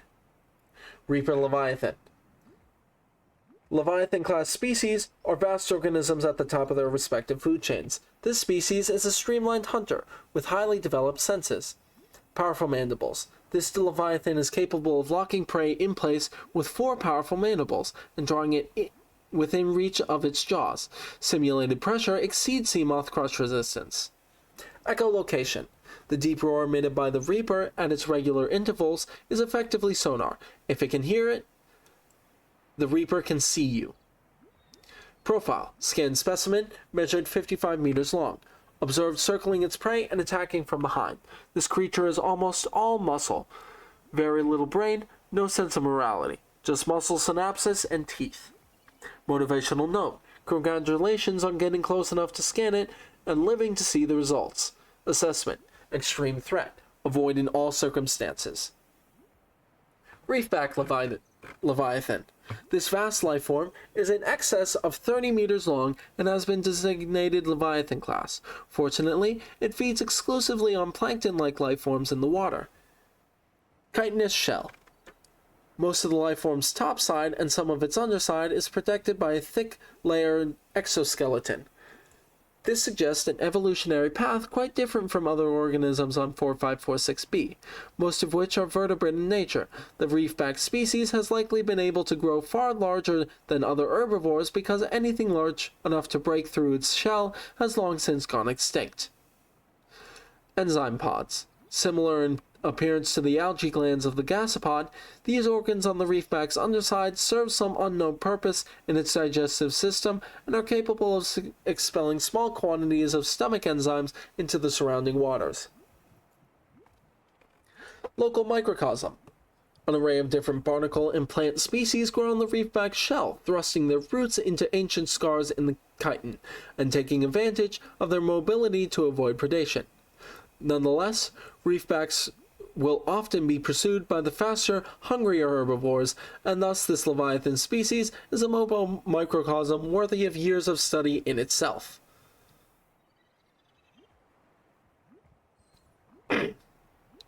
Life cycle. Reefbacks' lifespans likely extend through many centuries, should they survive their initial growth cycle. For the first few decades, their smaller size will make them vulnerable to carnivorous leviathans, sociable, seen traveling in small pods and communicating by an echoing call. Behavior is consistent with low-level sentience. Assessment: harbors plants and small fish and metal-rich barnacles. Sea dragon leviathan. A colossal leviathan with reptilian features seen stalking the very heart of the volcanic crater which underpins life in this area. The scanned specimen measured 112 meters in length. Heat-proof tissue. Tissue analysis reveals this specimen consists of 1/3 inanimate materials focused around the chest area. Consumption and retention of mineral substances may explain the lifeform's ability to withstand extremes of temperature. It even appears to be able to consume molten materials and expel them at its adversaries. Forearms.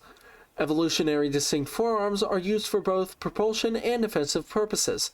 Findings suggest evolutionary divergence from other species on the planet tens of millions of years ago. The sea dragon is likely one of the oldest species on the planet. Behavior. As the largest carnivorous species encountered on 4546b, almost everything is potential prey. With few substantial targets in the volcanic cave systems, the sea dragon likely ventures out into cooler waters to hunt other smaller leviathans, cornering them and forcing them deeper, where they are ultimately boiled alive. The sea dragon's size and the restrictions of the cave systems they inhabit suggest their population numbers are extremely low, perhaps in the single digits. While it is not unusual for larger predators to sustain lower populations, it is possible the sea dragon's food sources have diminished over time. This species may be nearing extinction. Assessment: extreme threat, avoid in all circumstances. Sea emperor juvenile. A juvenile emperor specimen, it is producing a highly potent form of enzyme 42, which should be capable of fully curing individuals of the alien bacterium. The species hatches relatively fully formed and independent, perhaps reflecting the fact that they must fend for themselves when they are first born away from their parents. The specimen is healthy and exhibiting signs of positive attitude to life. Sea emperor leviathan, static. Sea treader leviathan. A vast bipedal leviathan which roams the reefs in herds grazing the sea floor. Antennae. Antennae on the creature's head can detect a range of scents, helping the sea treaders to find fresh grazing pastures, avoid the path of large predators, and sense chemical signals from others of their kind. Carapace. Thick armor protects the creature from attacks by all but largest of carnivores. 2 legs extend from the rear. Elongated snout, used to siphon up plant materials from the seafloor and maintain balance. Behavior. Large herds would decimate the flora of a single area, thus encouraging the sea treader's migratory behavior. Families keep their young towards the center of the herd, and parents will lash out at over-curious interlopers in search of an easy meal. Assessment. Sea treader herds may unearth mineral deposits as they churn up the sand. Scavengers and parasites. Amoeboid, a simple non-sentient organism found attached to lands with high levels of fossilized organic matter. It feeds on this matter until it reaches maturity, at which point it divides to create 2 new, genetically identical offspring, and the life cycle continues. Ancient floater. Biodata suggests these vast floaters have matured in an ingenious symbiosis with the land they have attached to. The attached landmass is raised in the water, increasing sunlight and encouraging plant growth. As older plants decay, organic residues and nutrients seep into the rock and are consumed by the floater. These circumstances must have held for thousands of years for a floater to reach this size. Life cycle. Immature floaters are born near the surface, from where they sink to the seabed, attaching to any stable surface they find on the way. Those individuals fortunate enough to attach to a digestible nutrient source will grow in size, thus increasing their buoyancy and drawing whatever they are attached to closer to the surface.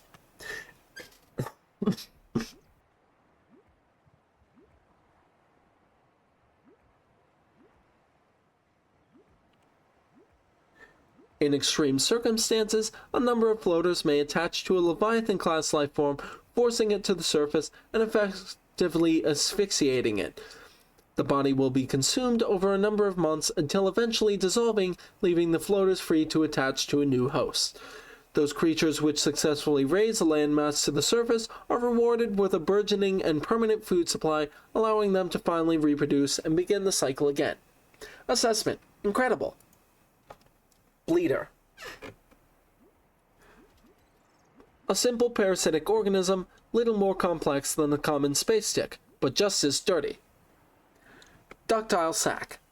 Used for collection and digestion of blood drawn from host creatures. Jaw.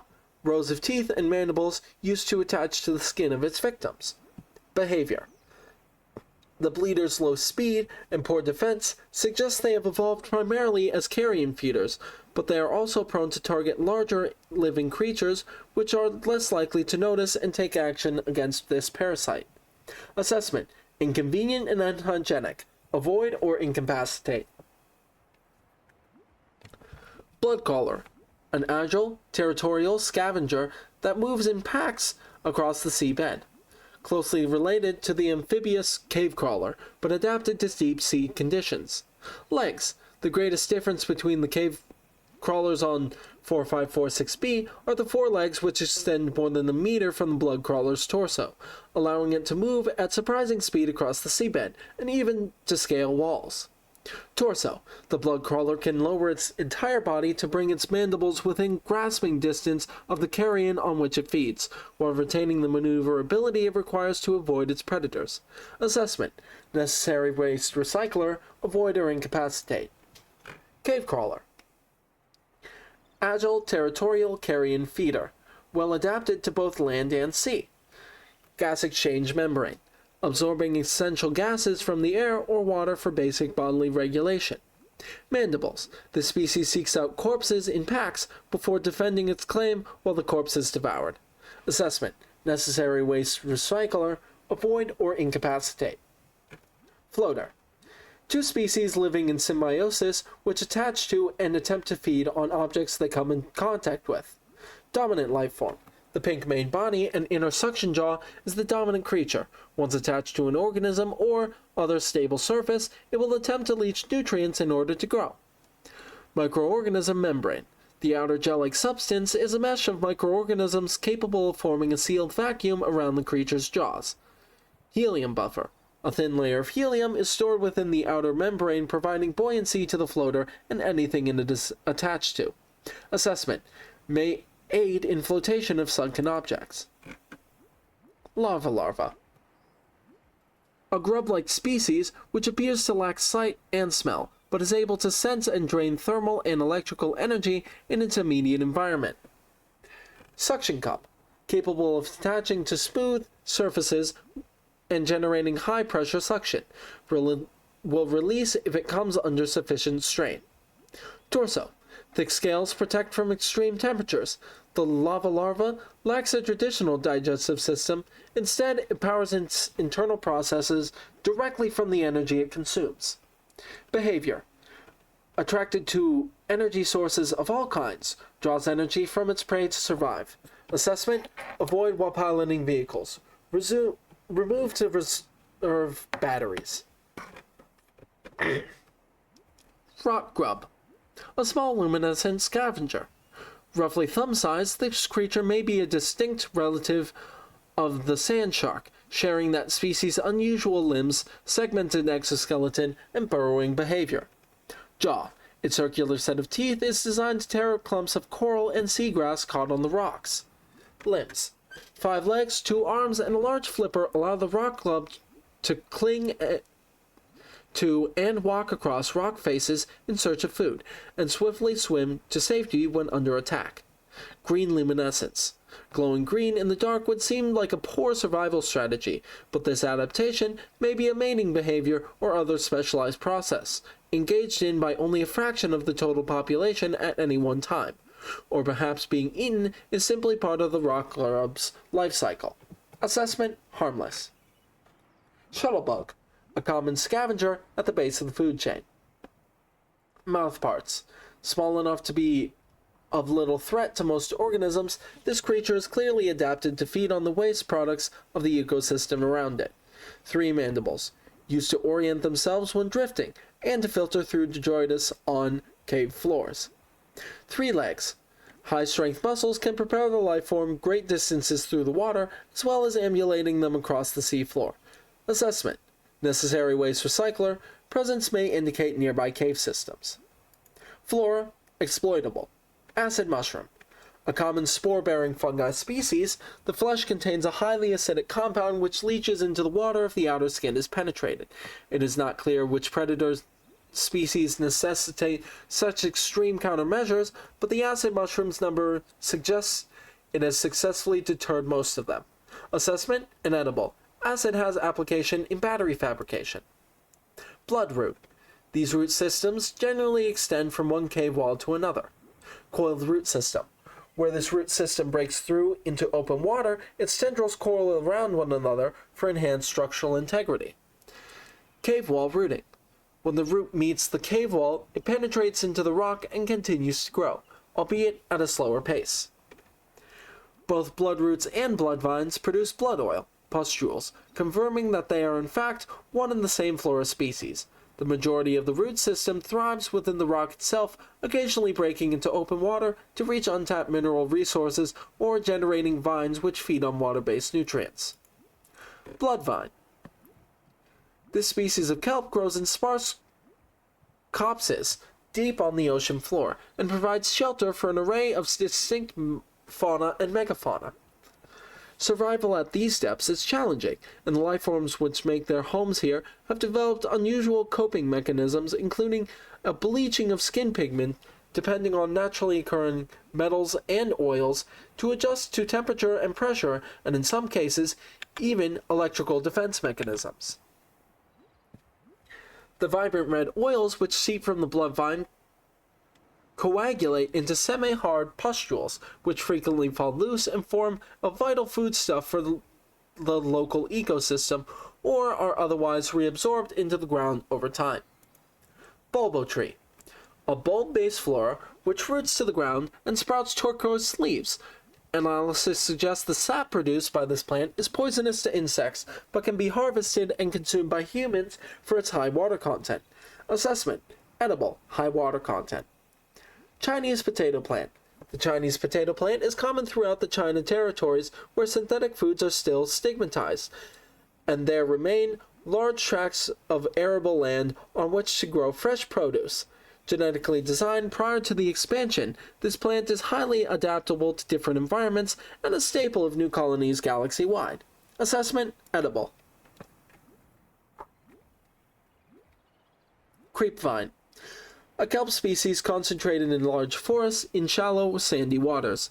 Loose roots anchor the plant to the sea floor, from where it grows steadily towards the surface in pursuit of sunlight.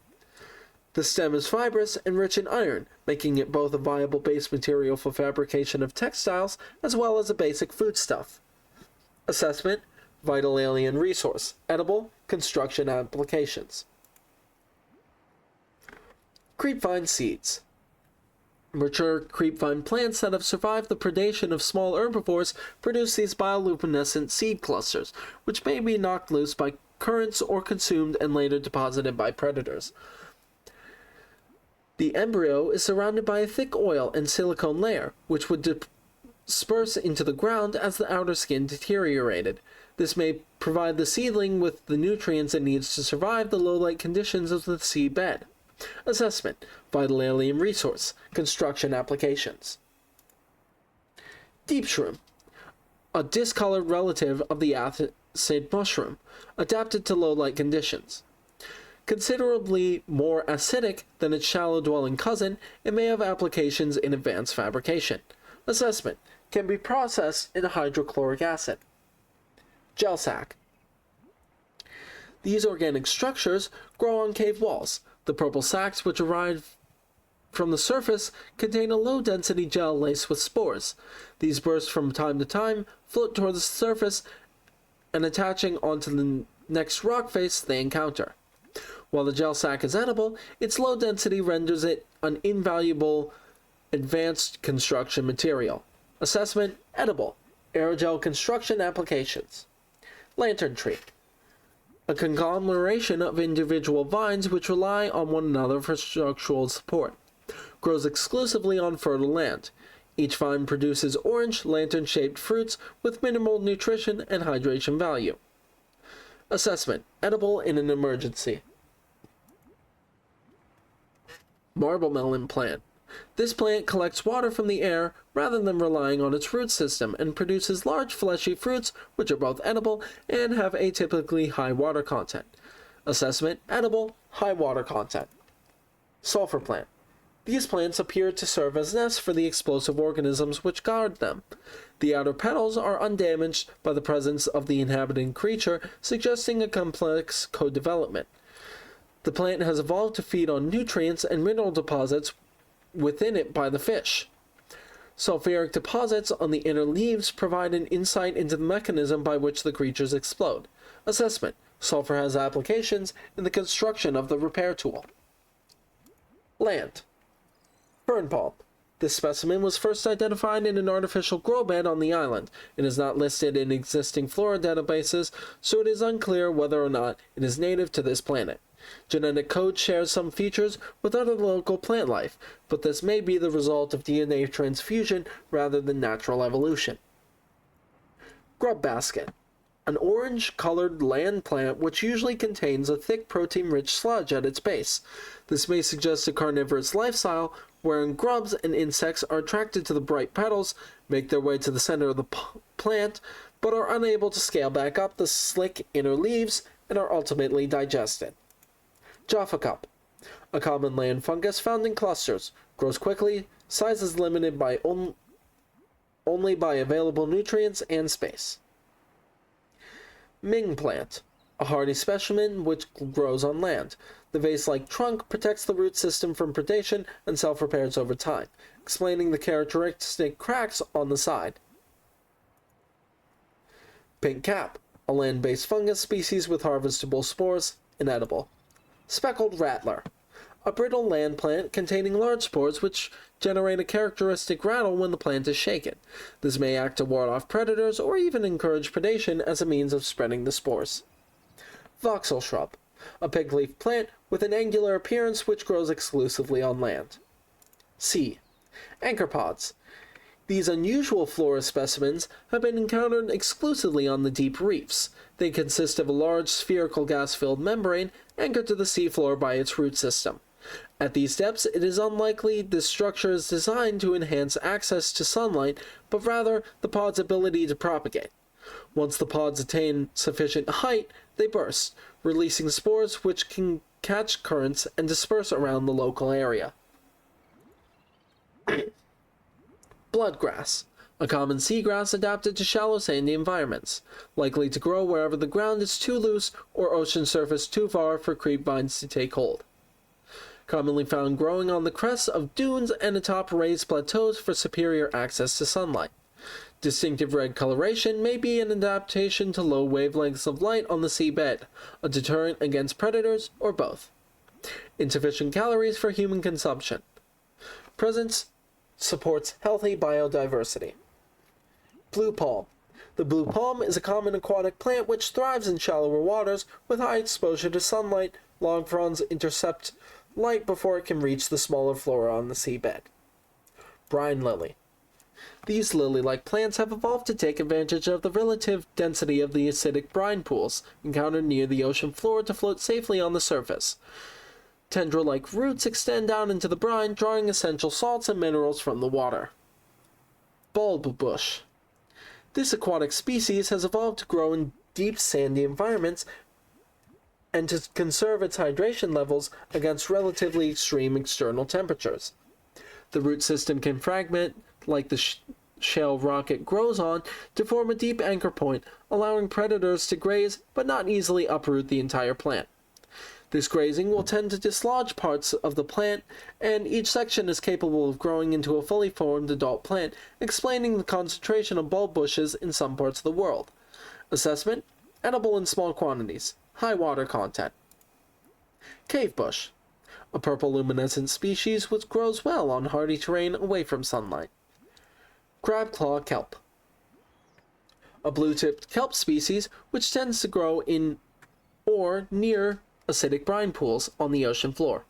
These brine pools are hazardous to most life forms. However, the crabclaw has adapted by developing a thick, inflexible root system which can withstand the environment and which raises the sensitive blue feeding nodules above the level of the brine. Drooping stinger. Zero photosynthetic cells detected. Implies carnivorous adaptation to low-light environments. Follicles along the tentacles are capable of detecting contact with foreign bodies, triggering an electromagnetic charge in the 600 watt range. Prey is likely paralyzed and consumed over many weeks. Prey: small fish. Assessment: avoid. Eye stalk. A cave-dwelling tuber dotted with luminescent photosynthetic eyes. These eyes may in some way direct the twisted growth of the stems themselves, possibly in reaction to other light sources, proximity of cave walls, or other environmental conditions. Furled papyrus. The function of the distinctive curled leaves on this aquatic plant are not immediately clear. It is possible the leaves unfurl in low-light conditions, or that they are designed to channel water currents through the main body of the plant, thus enhancing nutrient take-up. Gabe's feather. This plant grows almost exclusively in deeper waters, where its hand-like leaves have evolved to filter sediment from the environment. It is likely dependent on the excretions of fauna populating the waters above and around it. Ghostweed. Grows exclusively in deep waters, where its pale pigments is visible on the fewest wavelengths. Giant bulb bush.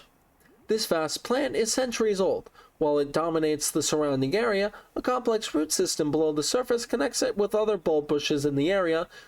Nutrient flow within its network suggests the giant bulb bush has adapted to feed the weaker bushes and keep the forest healthy. Giant cove tree. A vast tree encountered in a deep cove, and the only one of its kind encountered on the planet. The tree is surrounded by rays grazing on its pink outer leaves. Bark. A hardy, fast-growing bark covers the outside of the tree. Minuscule organisms inhabit the notches in the surface. Ghost leviathan eggs. The tree's branches are wrapped around a number of maturing eggs belonging to the species designated ghost leviathan. This tree appears to be an ancient nesting ground. The eggs were laid when the tree was young, and now the branches protect and grow with them as they await the right conditions to hatch. Jelly shroom. A lifeform unique to the microcosm located in a cave system deep within the grassy plateaus, where a high concentration of carnivorous lifeforms ward off smaller predators. consists of a tough trunk-like base from which grows a fragile purple membrane. Membrane structure suggests vulnerability to predation, but evidence thereof is lacking. Unknown defensive mechanisms, possible symbiotic relationship, predators none identified. Membrane tree. This entity defies neat categorization. It consists of more than one coral species working in tandem to create an insulated microcosm enclosed within translucent membrane. Found exclusively growing on basalt rock in the Grand Reefs, the homostatic conditions within are considerably warmer and more dense with microbial life than the outside environment, and the bright purple fauna inside will likely die off quickly if it's exposed. Pygmy fan.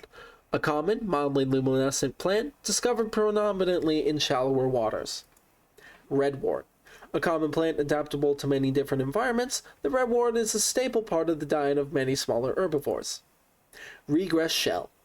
This specimen is composed of a complex series of regressing rings, connected by tendrils. Rouge cradle. A complex cave-dwelling flora specimen, the bright yellow core of this plant is protected by a rigid cage, presumably to ward off medium-sized herbivores. Sea crown. This plant consists primarily of a large bladder-like sac containing a huge variety of bacterial species, which may enable it to break down complex compounds it draws from the root system. Shares large sections of genetic code with the membrane tree.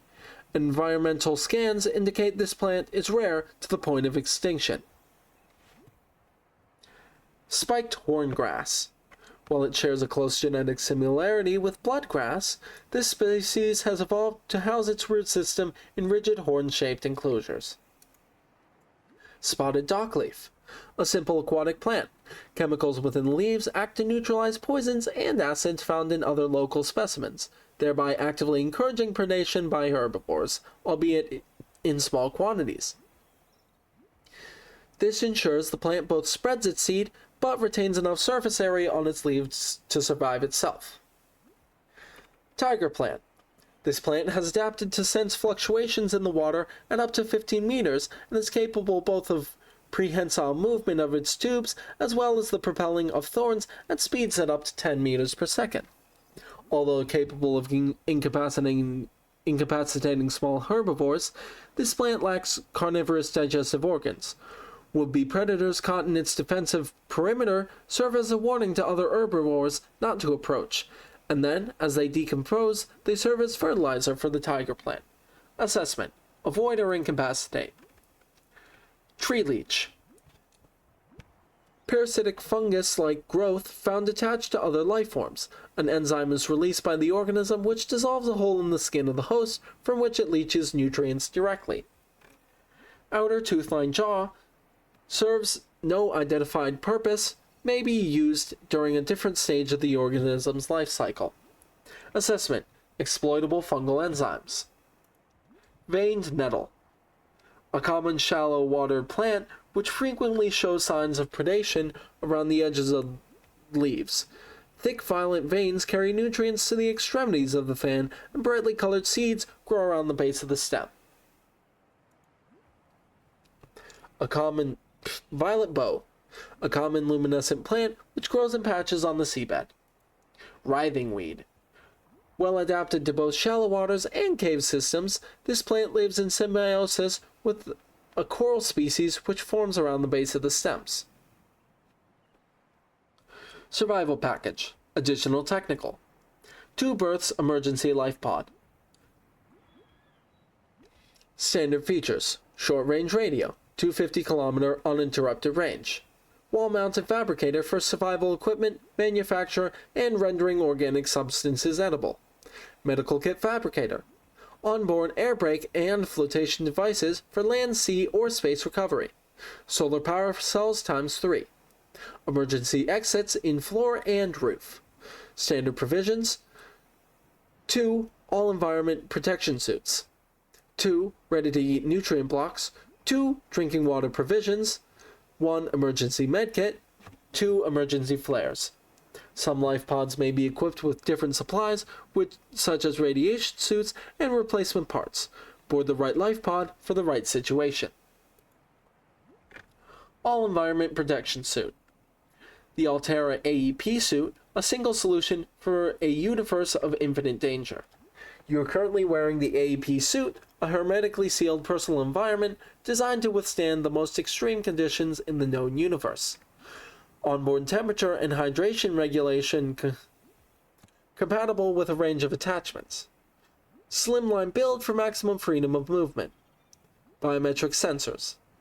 Contextual heads-up display. AEP suit should always be equipped before LifePod launch in case of hull breach. Aurora ship status. Ship class, Altera Long Range Capital Ship. Mission, Ariadne Arm Phasegate Installation. 3-year operation time. Crew, Command Team, 23. Engineering Team, 85. Support Crew, 40. Passengers, 9. Status, Sustain heavy damage in orbit of 4546B.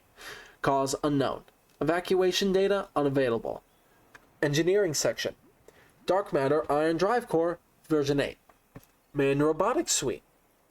Advanced Scanner Suite. Long Range Communications Relay.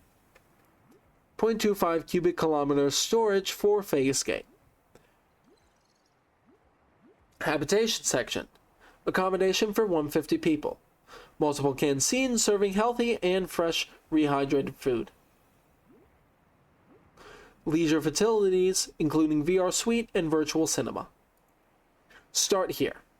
If you are reading this, then you have survived an emergency evacuation of capital-class ship equipped with Altera technology. Congratulations, the hard part is over. Your PDA has automatically rebooted in emergency mode. This operating system has one directive, to keep you alive on a hostile alien world. If that is not possible, it will alert salvage teams to the location of your remains. It features full monitoring of vital signs for timely survival advice, blueprints for fabrication, a range of essential survival equipment tailored to your environment, onboard camera, microphone, and OCR technology for short-range situational analysis, cross-compatibility with Altera-compliant products. Your personal and work files have been encrypted and may be retrieved at a later date by a licensed engineer. Survival checklist. Administer first aid if required. Take inventory of available materials and supplies, and decide on rations. Survey the environment for threats and resources. Construct necessary survival equipment using the LifePod's fabricator. Check LifePod for damage and repairs as necessary. Broadcast local distress signal using LifePod's short-range radio. Locate other survivors using line of sight or the radio. Find or construct a more permanent habitat. Maintain physical and psychological health until rescue. This information is meant as a general guide. In the first instance, you should always follow the advice of your PDA, which has taken your particular circumstances into account. Warning. Blueprint database corrupted. Damage to your PDA's hard drive has corrupted approximately 80% of stored survival blueprints. Blueprints may be reacquired by scanning salvage technology using the handheld scanner or by downloading plans from a shipboard data box. In the circumstances, these assets will most likely be found amongst wreckage from the Aurora. Time capsules. It's getting cold outside. Subnautica's story is dedicated to 2 writers who helped me turn around and look at life from a different direction. Alan Watts and Marshall Rosenberg. If you enjoyed it, I really recommend the book on The Taboo Against Knowing Who You Are and Nonviolent Communication. I'd also recommend my other stories, The Talos Principle, The Swapper, and FTL. Thank you for all the love for the game. Communicating with all of you about all of everything is why I write. Tom Joubert, Narrative Designer. P.S. Enjoy this useless scanner. It's my fave tool, and time capsules are a bit OP anyway. PPS, we're not done with 4546B. Winter is coming. TC 196927992. They've become too sophisticated for boulders. What was, will be again. Strange, though, how your universe is about 5 feet lower than mine. Perhaps that will be the end of a paradox someday, but who knows? P.S. I found great uses for the batteries that will happen to last all night long. Why are you still reading this? Shoot. Swim away now. KB 17901-06921. Hi. I'm sorry you got into such a ridiculous situation on this planet. You will find many beautiful and wonderful places. Some of them are very dangerous and not all friendly. I wish you a wonderful time. Research. You will get an unforgettable experience, and I will help you to make your survival and your prey a little easier. Grow these plants, and in the future they will help you. All the best, Santo Brain.